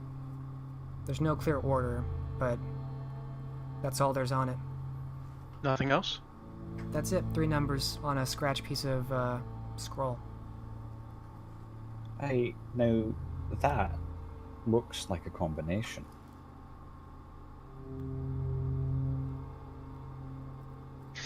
It does. Did we see such a thing on the gate?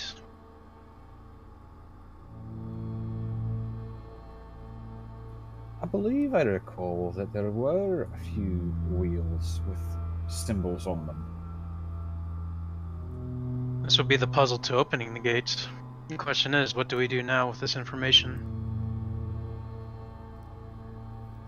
Well, not knowing what's behind the door, I'd advise a bit of caution. This would be where we bring in Jack. Yes. Yes, you'll recall that I tell you the door is still guarded.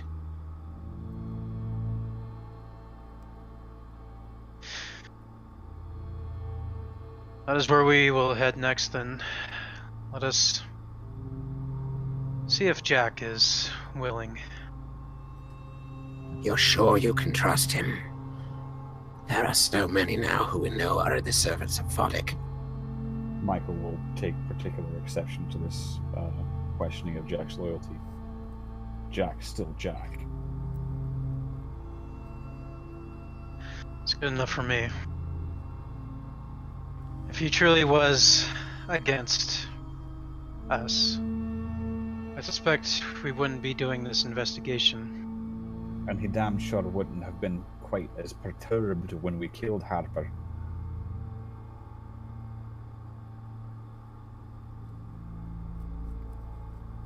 Very well, then.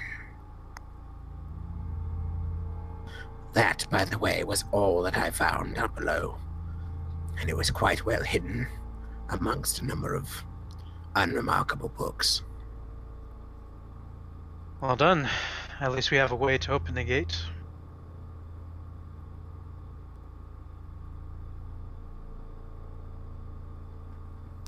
Alright, the group of you set off in the direction of Jack. I'd imagine the tower. Yep, the tower. Ah, the tower, Simon's favorite place. Alright, this scene fades as the 3 of you make your way with your many pieces of evidence. We fade out And we are due for a break, very much, since it's 8:35, so we'll be back in 10 minutes. Sure. Alrighty. Alright, following this group of Cainites through the streets, they make their way back to the outer curtain wall, this exterior to the Tower of London, as they have in the past, and requesting a meeting to go inside to find Jack Timbers. They go through the same protocol of waiting and these messengers, this relay. Eventually, at length, they are brought back in, and we watch Simon and Tito and Michael escorted until they are returned to one of these towers within the Tower of London, one of these buildings, much like before. It's more like a barracks that you're brought into. You suspect perhaps that this is where the sheriff might get a lot of his work done, or when he needs to meet alone, maybe this is where it happens. And so you make your way back into this room, a familiar one with weapons aligned on the walls, a few crates here and there, supplies, miscellaneous items. And you see that the sheriff has come back. You again. What have you got now? Hi, Jack. I figured you'd be more happy to see us. A bloke might get offended. I don't have much to be happy about these nights. What do you need? Well, let us change that. Tito, if you don't mind. Tito nods. Begins procuring the scrolls. We found these ledgers detailing Harper's activities. Apparently he was organizing construction in the sewers.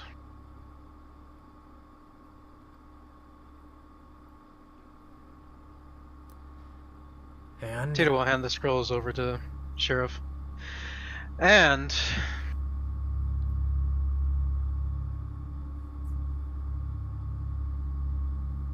we've discovered, well, through occult means, a list of suspects, exactly who the elders are that are supporting Marco.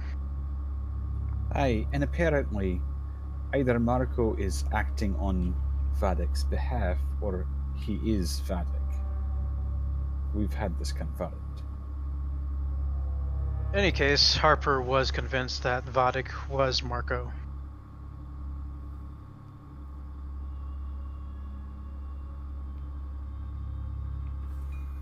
I see. And he starts piecing through some of these papers, looking them over one after another.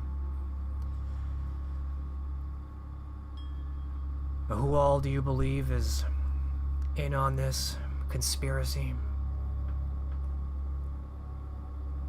Eleanor,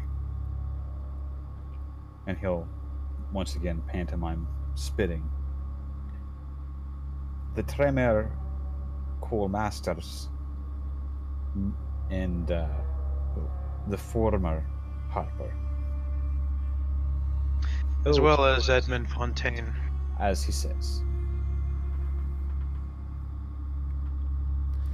So now it's not just Marco Vespucci, but two of,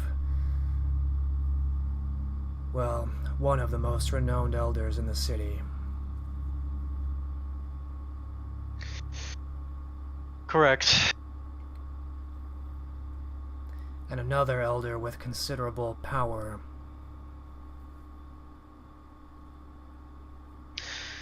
Now, it may be possible for us to locate Fontaine easily. He is in hiding. He may be the least influential and easiest to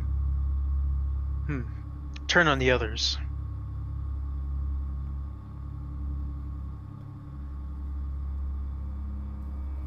Some of this evidence is helpful, but it does not help me in telling Ambrose that I shouldn't just investigate one respected elder in the city, but three. 4.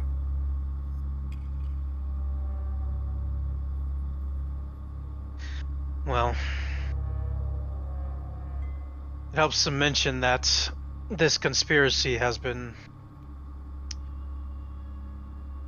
long in the works, and it is starting to reach a boiling point. He reluctantly nods, looking down at some of the pages again. What Boy. the boy says, or means to say, is whatever they're up to, it's closing in. So, if we're wrong, you've nothing to lose. If we're right, you've everything to lose. There should be enough here for me to at least bring it to the prince's attention. I'm sure I can get some kind of investigation on at least Marco.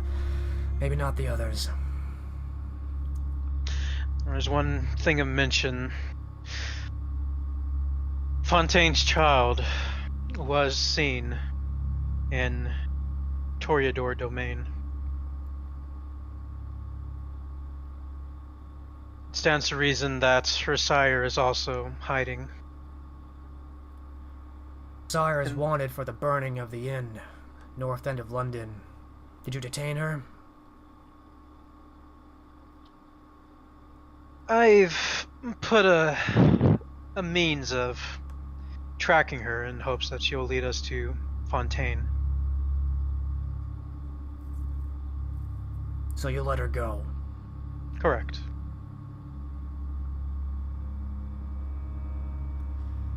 Why do I feel like it's often 2 steps forward and 1 step back? Well, the good news is that fuck off big door has a combination lock, and we've the combination.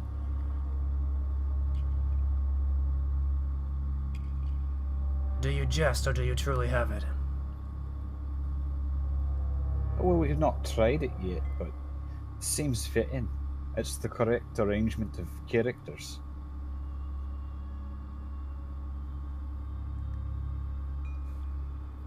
Remind me again, you found that door where? In the waterways, well, below them, considerably below them, under Toreador domain.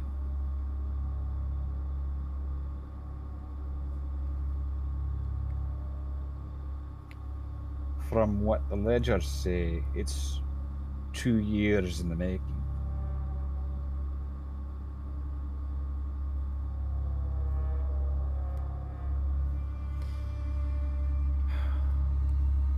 Perhaps there's enough here. Now, remind me, how long ago was it that Marco's sire was killed? Around 2 or 3 years ago. I don't remember exactly. So, around the same time Marco's sire was killed, this project began. That doesn't strike you as suspicious at all.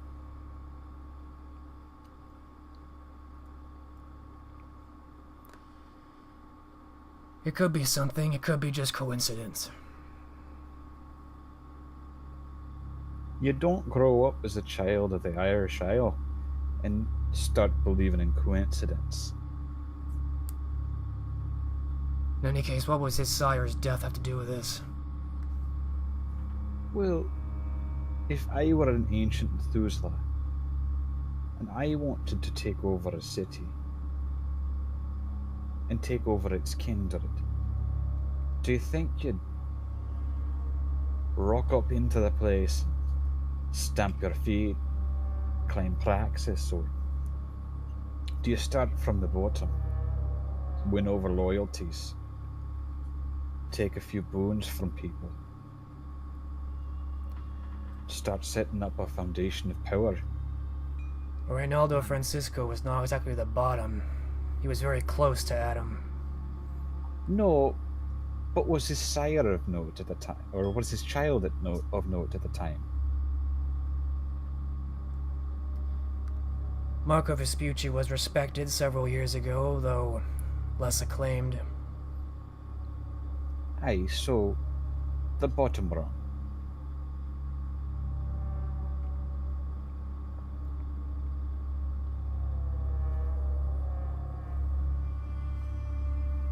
So you think whoever this is came in, killed the sire of an elder, and took the elder's place, or something. Well, the sire of an Ancilla, if I remember correctly, took the Ancilla's place and killed the only person who would be able to tell him from the real one.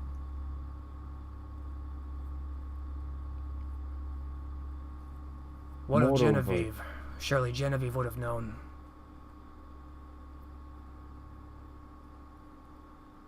I cannot speak to her. I don't know the lass. Genevieve knows that her sibling has changed in behavior, but she never suspected that he was someone else.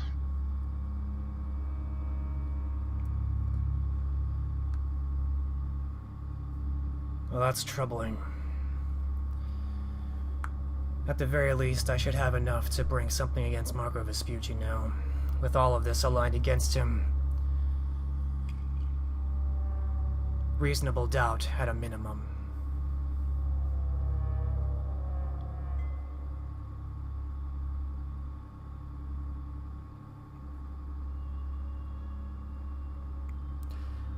How is Simon reacting to this conversation going on? Simon, knowing that Sheriff Timbers does not like him, stays very quiet. But he hasn't disagreed with anything that's been said so far. It would be worth mentioning that the sire of Silvers and Marco is the child of Vatic.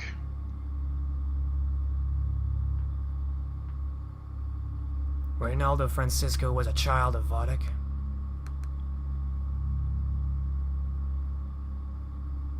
Yes, him and the former prince, Adam.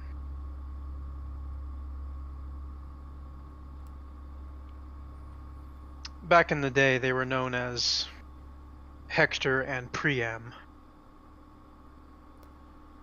Not familiar with those names. But that does seem odd. They both die and their old sire comes back. Well, their sire has a good reason to be angry, as the story tells that they were the ones who slayed their sire. Well, if I could come back from the dead, that'd piss me off too. I had no idea that our former prince had such a notorious history. As a diabolist, apparently. Yes. Well, haunted by some specter that now seeks revenge.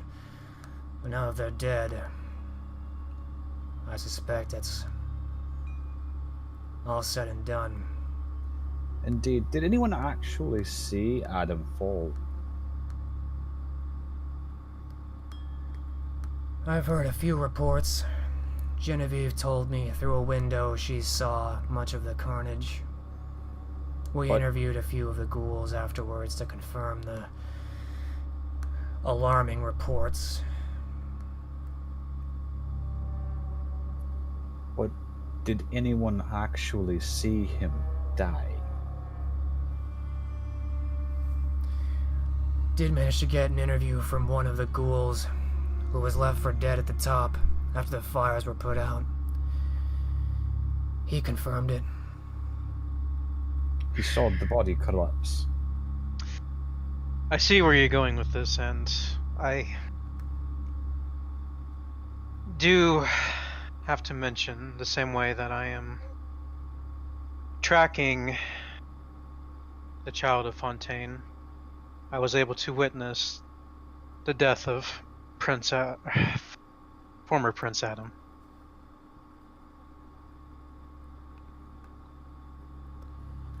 Well, then at least we know that Vadik seems to either be inhabiting Marco or never truly felt.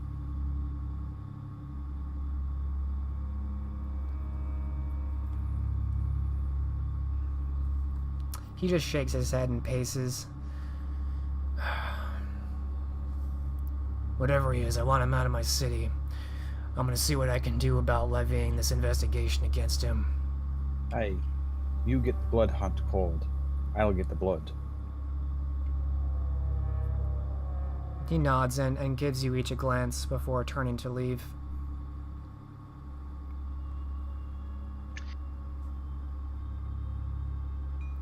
This room beyond the gate,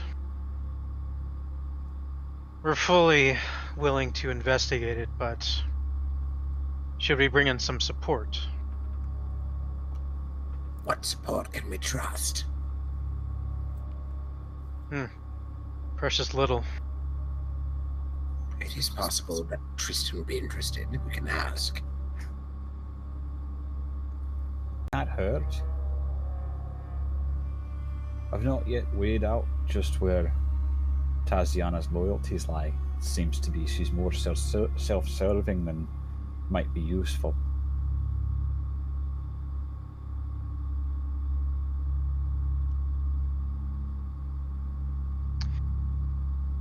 Well, let's gather what support we can. The next night we'll investigate this.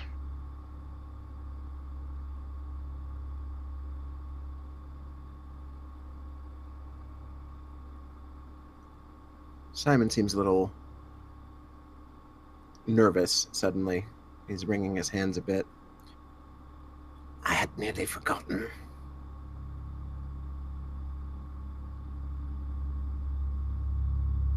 My suspicions about Tristan, I mean. Oh?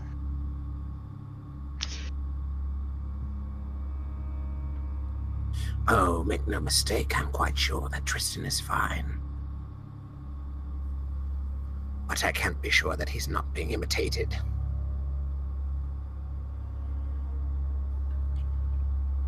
So we go expecting to be caught and confronted.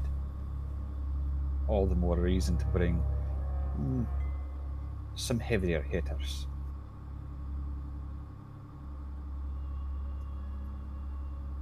You Nosferatu like your code, yeah?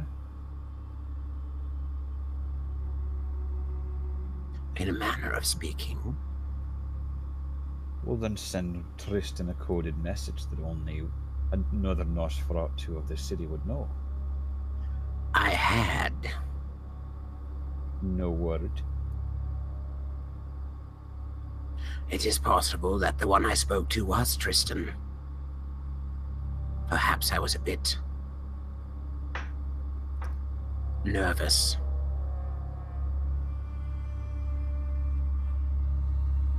I shall seek him out again and see what I find. If I don't return, expect the worst. I'll send word to Vane. See if he can muster some support.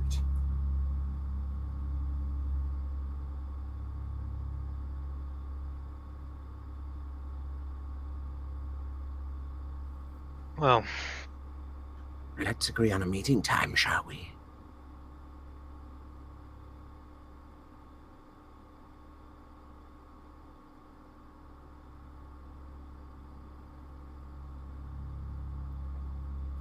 how about midnight tomorrow? How about 8? That'll work as well. Gives us time to get the blood up. And the time it takes to get down there and find the place and deal with any issues, meet with any others who might be joining us, and get the folk back topside before the sun beats us there.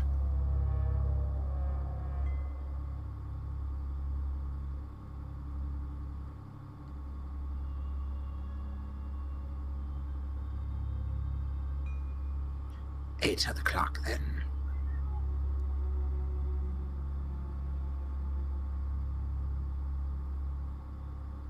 I'm in agreement.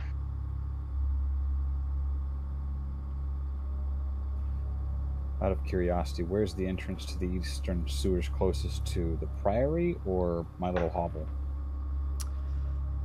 Neither are very close. The Priory is a bit closer. Okay. So 8 o'clock at the Priory. Bring whom you can. So be it.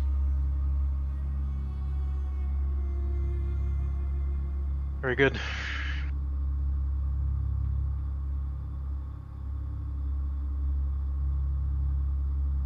Well, Jack, we'll be hearing from you later. Oh, he left a while ago. I figured. Okay.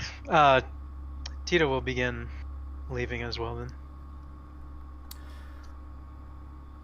Alright, you each make your way out, and none too late, as given all the time it takes to move around, by the time you're out, you know there's not much time before dawn.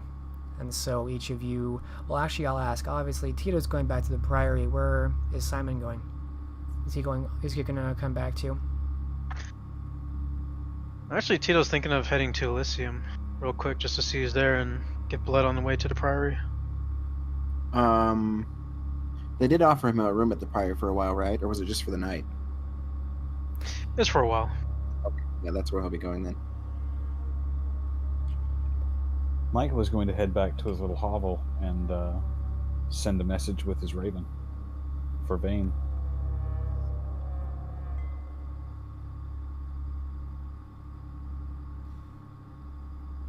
What kind of message?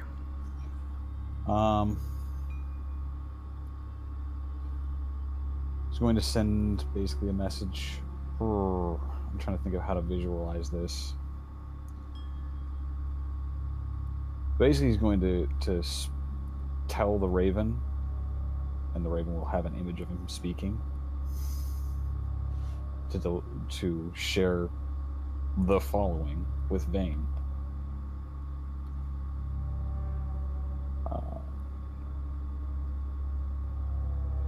If you want a Raven to relay a mess, you gotta be pretty simple. Yeah, I know. So I'm trying to be as thoughtful as I can about this. Okay. I'll give you a chance to think about that. Tito, it's going to be cutting it real close if you want to go to Elysium and hunt before returning to the Priory. You can try, it's just going to be dangerous.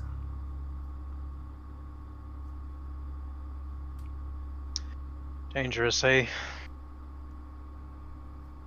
In that case, he'll go to the Elysium first and then hunt in his own domain.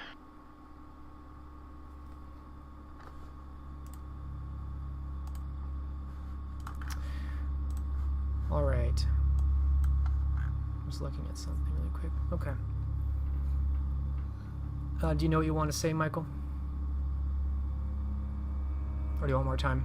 I want to send an impression of dire danger and a call for aid.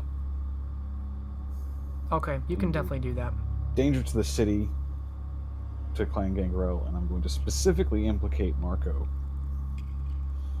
as the source of that danger.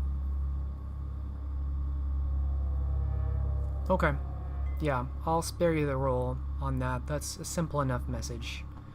Any more complicated and it would maybe get hairy, but that's simple enough. And Simon, are you following Tito as he's poking around Elysium, getting close to dawn, or? Yeah, he doesn't want to go back to the Priory by himself.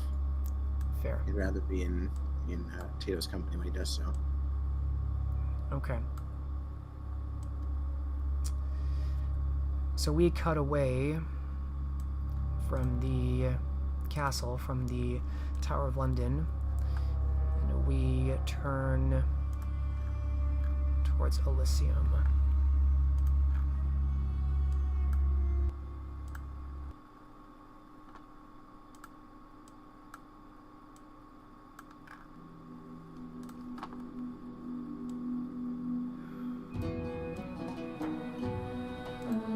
Alright, Tito, entering Elysium tonight, you see that it's getting pretty thin. Many have returned to their havens or are heading in that direction. Are you looking for anyone in particular tonight?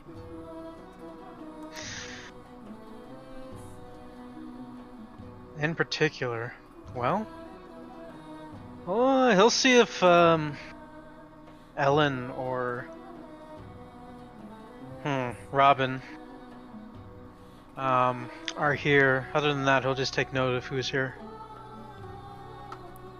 You do not see Robin or Ellen.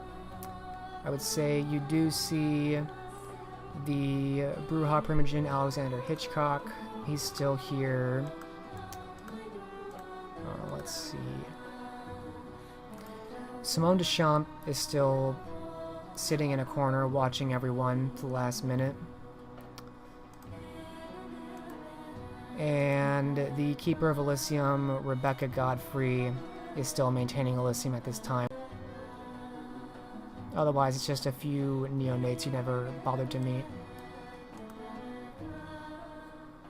And of course, ghoul retainers waiting at Bella's, or I should say Rebecca's, every whim. What was the reputation of Hitchcock? Make an intelligence, politics, difficulty 7. You're less familiar with the Brujah elders.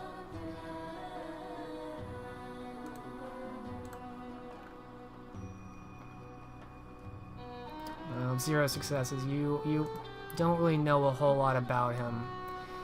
You hear he's pretty religious, but you really don't know much more beyond that. Well, he may as well go and greet Hitchcock.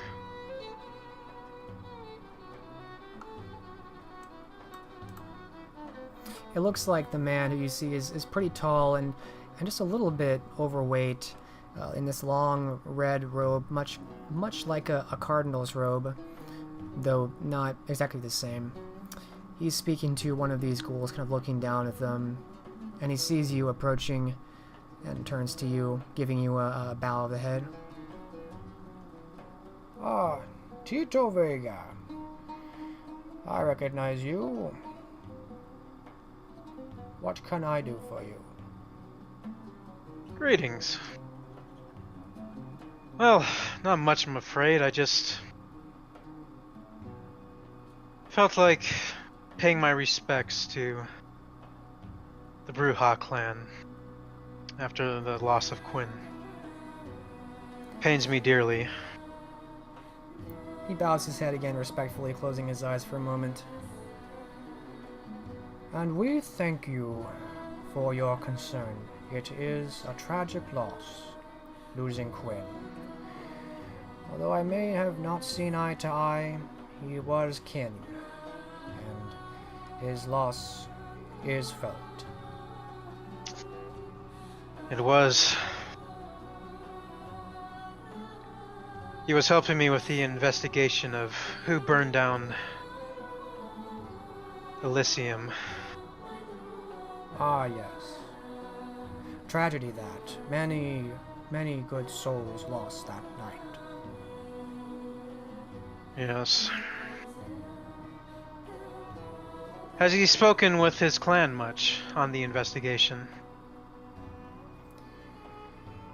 Oh, Quin spoke only briefly to me of some of the materials he was going on with. Something with the plague. In truth, I did not give it much memory, as I was a bit distracted.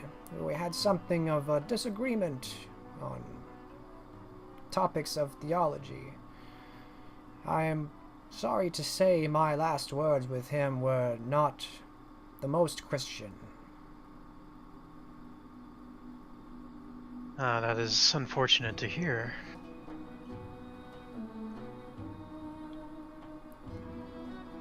Well, I pray to God for his soul, wherever it may be.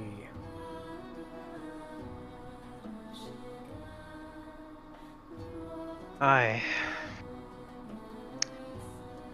as well.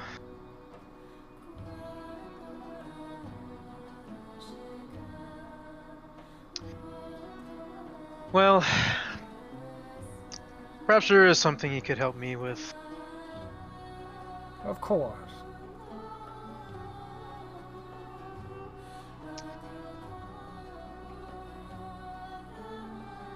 I would like to gauge your opinion on the events behind this. Perhaps you could shed a light. Perhaps you have to be more specific, my boy. I'm not entirely sure what you mean. Oh, the investigation, of course. I think it's a very needed duty. I am saddened that more has not turned up, so far as I know, but in my years I have learned that the answers God provides sometimes require decades or centuries to understand. What now may seem befuddling or absent will in time, God will it, become clear.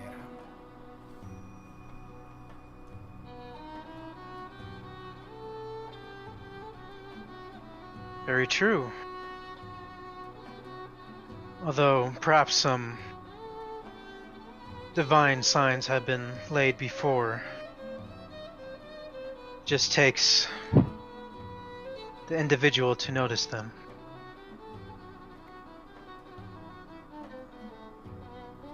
He nods once. Does something trouble you, my boy? Well, yes. These are very troubling nights. Indeed, I share your concern with the faith of the people and our community. I'm at a loss for how to rekindle the faith.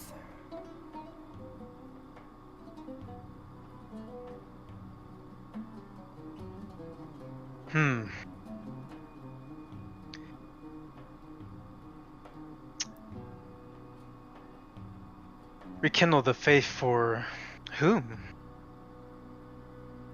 He looks at you, studying you with narrow eyes.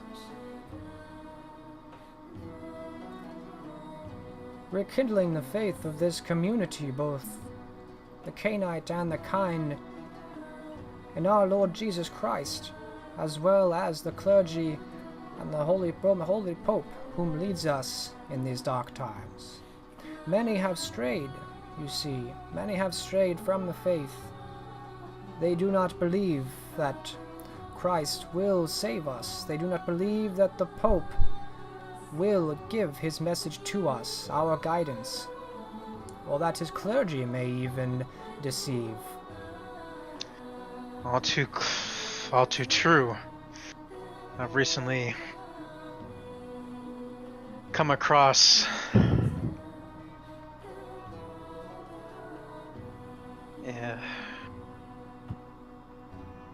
Sorry, I'm trying to remember his name. Juan Felipe?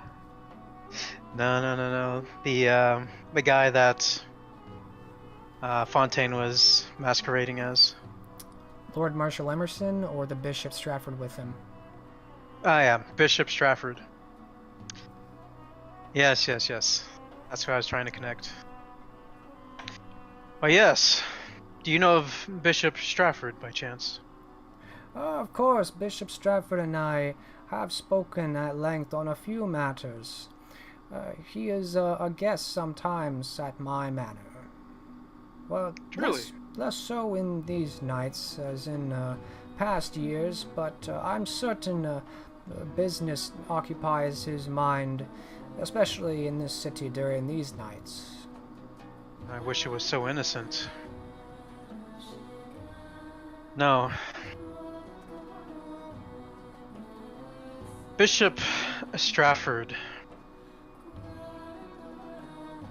is unfortunately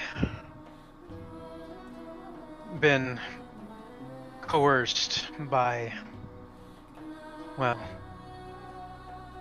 a suspect I have. Coerced? What do you mean, boy? I speak of the cleanse. Oh, the rabble-rousers and zealots who use faith as a shield. Those charlatans? Yes. You know,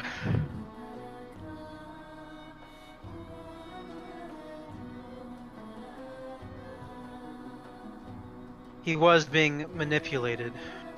Very much so. Make a charisma empathy roll, difficulty 6.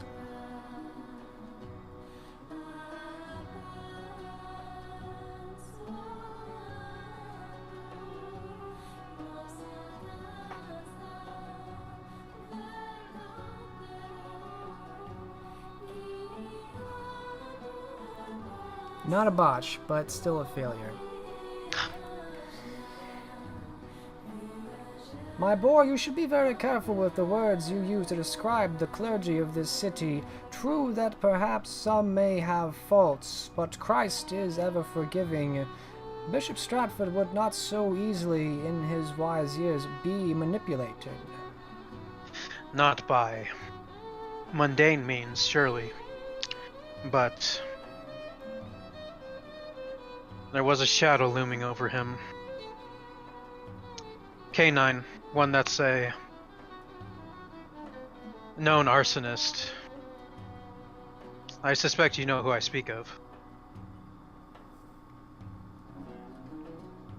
The Cassandra wanted for that inn? Correct. You believe the good Dr. Fontaine? Well, perhaps less good in these nights. You suspect him to be manipulating my friend Bishop Stratford. Yes, I do. Well, What evidence do you have for these claims, my boy? These are dire things to say. Tito will look around, see if there's anyone that could be paying attention to their conversation. Simone Deshawn is watching you like a hawk, but she's at the opposite end of the room. Perhaps we should go into one of the alcoves. He nods and leads the way to one of the booths.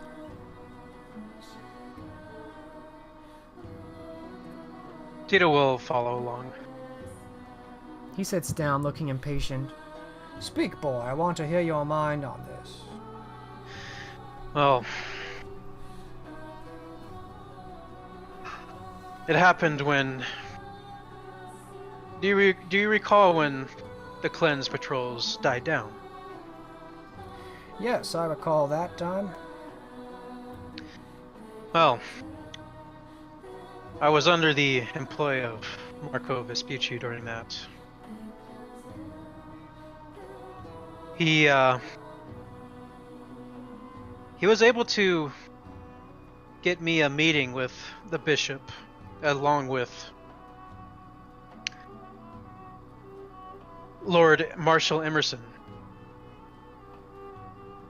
I have never seen Marco Vespucci cross paths with Bishop Stratford or heard him speak of the man. At least, not in recent years. Though I haven't seen the Bishop Stratford in some time, perhaps this is a new development. I was not aware that Marco Vespucci took such interest, and I am, in truth, a bit vexed at any of the Ventru interest in the clergy. It is confusing, to say the least, but what I did discover there was those two, they've handed the leader of the cleanse over to me at the time. A Juan Felipe, Father Juan Felipe. I have heard this name. Truly. He nods. He was once a parish priest, but I did become aware of his name among the circles in the cleanse, at least by rumor. Well, that one has a sad story. He was indeed present for the peasant uprising.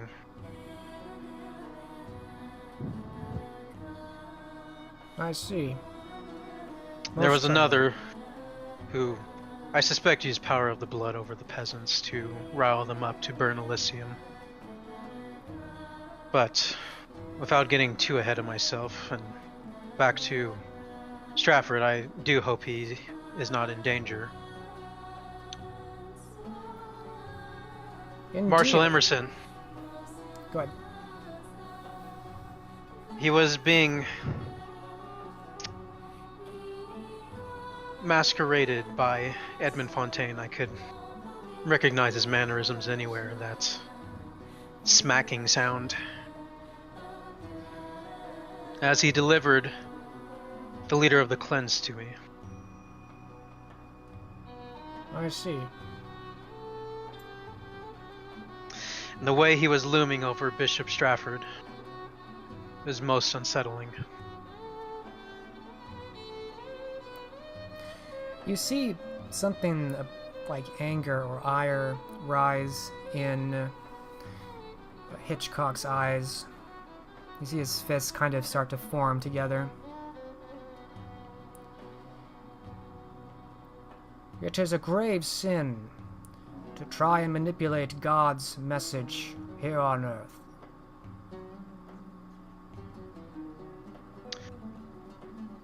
Yes, I'm in agreement with that. It was not long ago that I was in service to the church. Oh. The lost flock may often find their way back to the shepherd, but as for Stratford, I am most concerned. I think perhaps I shall meet with him once more.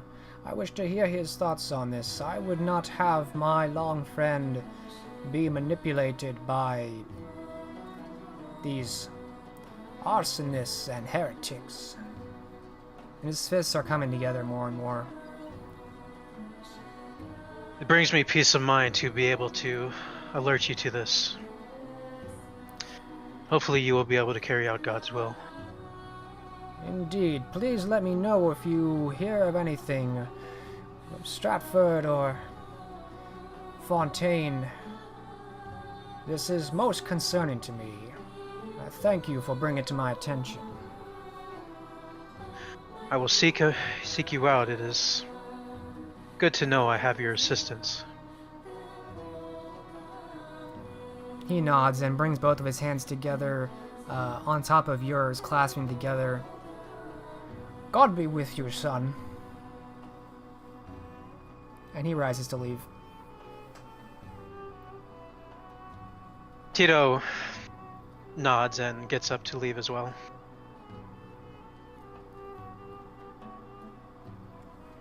Alright, he makes for the screen door. What does Tito mean to do now? Well, Tito will look around. Is anyone paying attention to him? Simone Deschamps is watching you as soon as you exit the alcove. Well, he may as well walk by Simone, see if she has anything to say. And has Simon kind of been hanging out obfuscated, or what has he been doing during this time? He's actually been outside. I forgot to mention it because he promised Tristan he was going to lay low. So he's just waiting for Tito out there. Obfuscated, of course. Okay. Simone Deschamps watches you the entire time you cross over to her, and seems not to say anything as you get within speaking distance. Just continues to watch you like a hawk. How fare you, Simone? You may need this soon. And she pushes a goblet across the table, stretching her body so that she pushes the goblet to the edge towards you. It's empty. Tito looks at it curiously. May I inquire what for? Well, we all will need it. Soon enough. Why have you come here?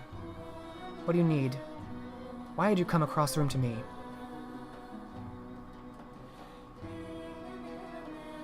Well, you seem to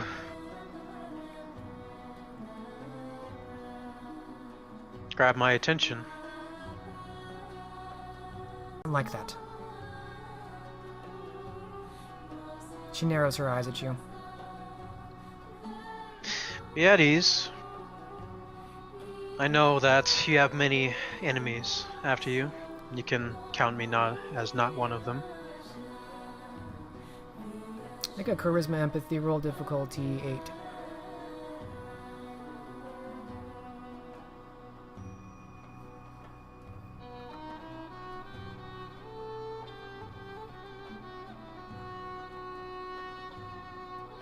Difficulty 8? Oh my Yes. goodness.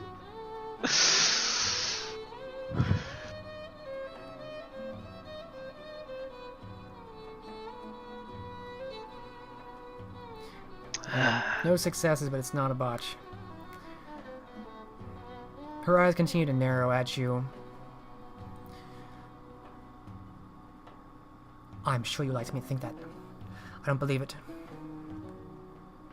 She rises from her seat. Enjoy Well, the drink. hold on. Wait, what'd you say? She said, enjoy the drink, and she passed by you.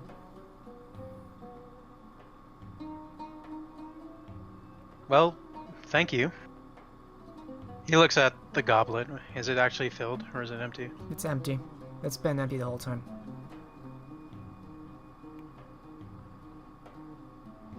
May as well take the goblet. Why not? Does it, as Tito touches it, does it feel supernatural at all? Not particularly. Just a goblet. There are many in Elysium. Many like it. Okay. Well, why not? He'll just shrug. Is it, what kind of metal is it made out of? Pewter. It's kind of a silverish gray.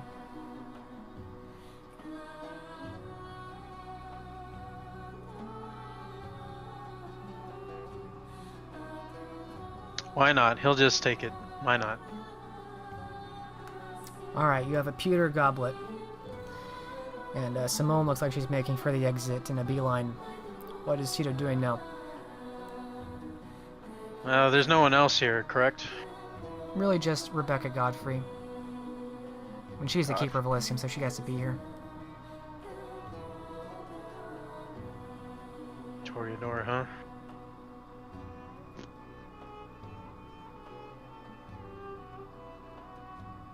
What's she doing? Looks like she's idling with some ghouls, just talking. She's got her legs crossed. She looks very bored.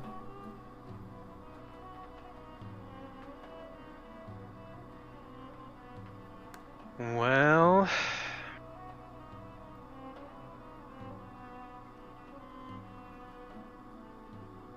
doesn't really have anything for the Toreadors. Yeah, Tito will call it a night. He'll start heading back towards the Priory. Alright. So we fade out from here and follow Tito, meeting back up with Simon outside as they rejoin. And you see Tito coming back out. Simon. Simon will fall in step with him. I'm here.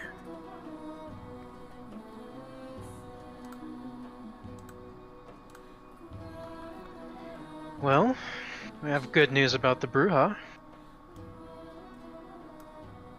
Is there such a thing?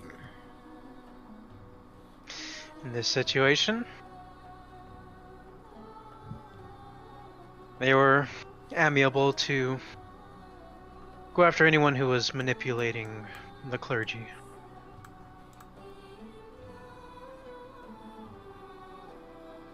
Which, if you recall, Fontaine was, clearly. I haven't kept up well on the story of this Fontaine. I remember a tidbit here and there. I'm afraid the Malkavians simply don't interest me.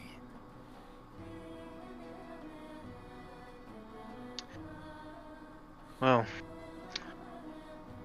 the Malkavian that set all this in motion truly was an influential figure. I have no doubt. I don't discount their knowledge and power. We just don't have much in common, really. Tito shrugs. Are you ready to head back to the Priory? Yes. Dawn approaches. Let us be off then. Alright, the two of you make your way back into the streets. You're not stopped at the Priory, although you are seeing a few more people out, some of the earliest of early birds rising, getting out to their stalls to prepare selling goods, or perhaps to leave to attend just outside the walls.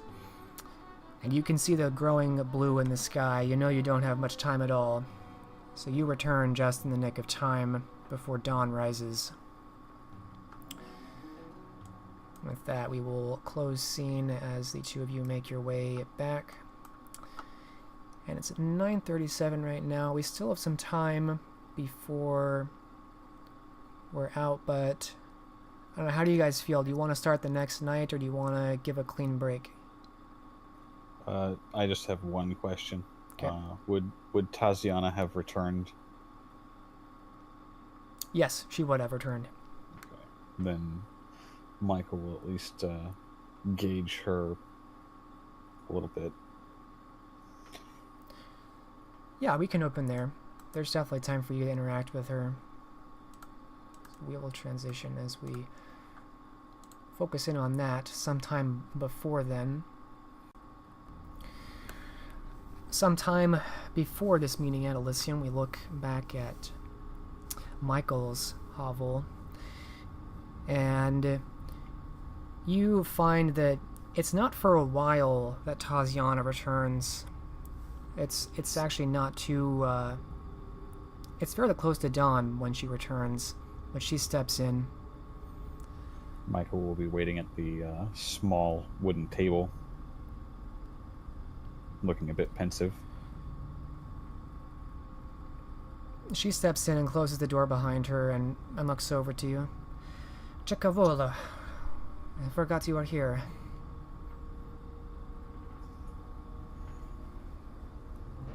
I have a proposition for you.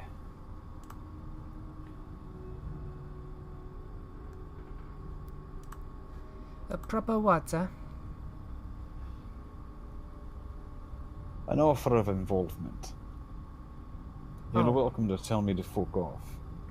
But this next evening, me and the lads, looks as though we're going to go take a great big steaming shite on someone's carefully laid plans. Could be good fun.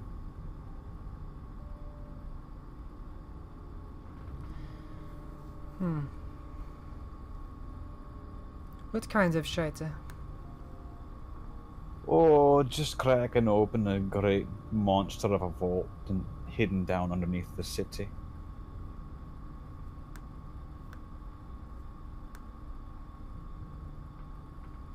It may or may not hold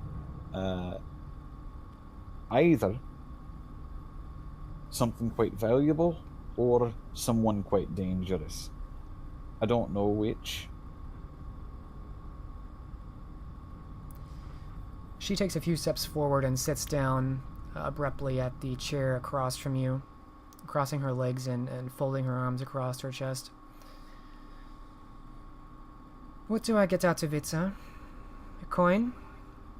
Well, if it's something quite valuable, I'll see to it you get your share. If it's someone quite dangerous, and is who we think it is, then Surely there's some stats to be gained from stemming the threat and saving the city from whatever nonsense the Fokker has planned. Or perhaps we piss someone off that we can't deal with, something like that. Oh, there will definitely be someone pissed off, for certain. Who is the question that needs to be answered, and hopefully, if Jack does damn job, who is going to be in shackles in the Tower of London by the time we get out? Or at the very least, the target of a blood hunt. Jack, the sheriff, you're bringing him in? He doesn't like me very much. No, I don't expect any help from him. He's got his hands full already.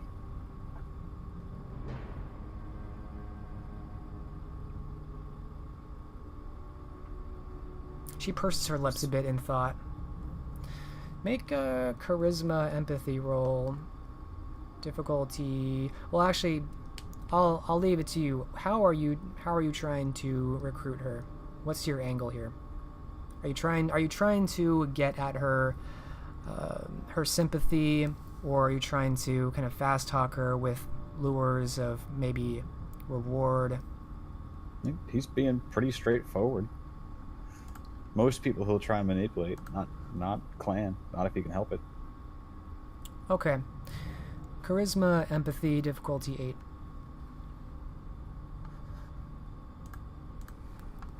You and them 8s. You guys try hard things.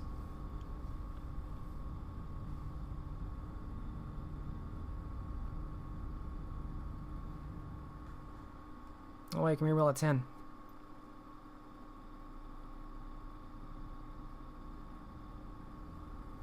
Oh, 2 successes.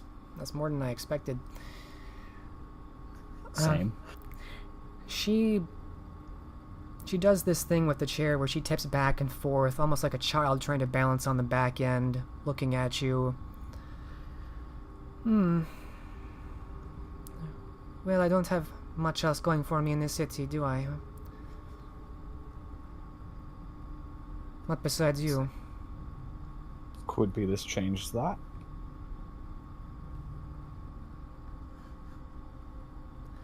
I tell you what, I'll sweeten the pot.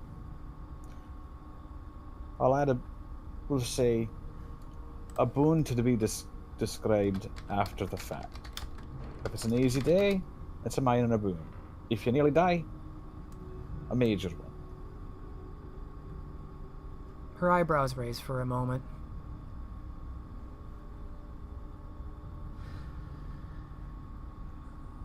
Alright, Svigo. I'll help you. But only because I like you. Michael grins in earnest at that. You say such sweet things to me. I say sweet things to many men. And she smiles. But I actually don't think you're lying this time.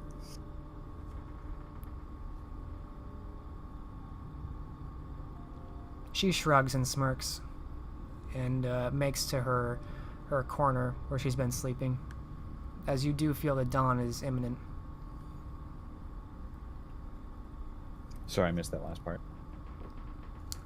She's going to her corner to sleep because you do feel that dawn is imminent.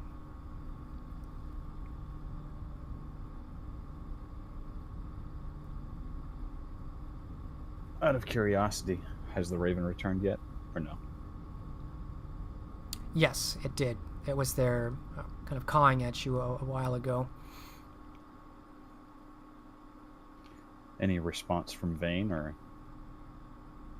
Oh, I'm sorry, you did. You sent it out. No, it's not back. I'm sorry. Okay. That would have been super fast. Yeah. Figured I'd ask, though. Yeah.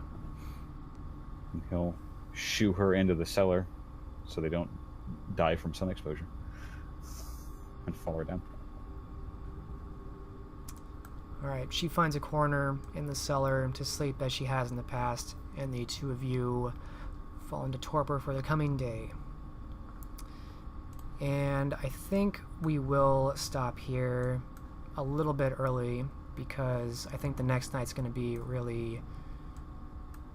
I don't want to start us somewhere and then end awkwardly. Fair enough. So we will stop here and pick it up next week. 15 whole minutes. No.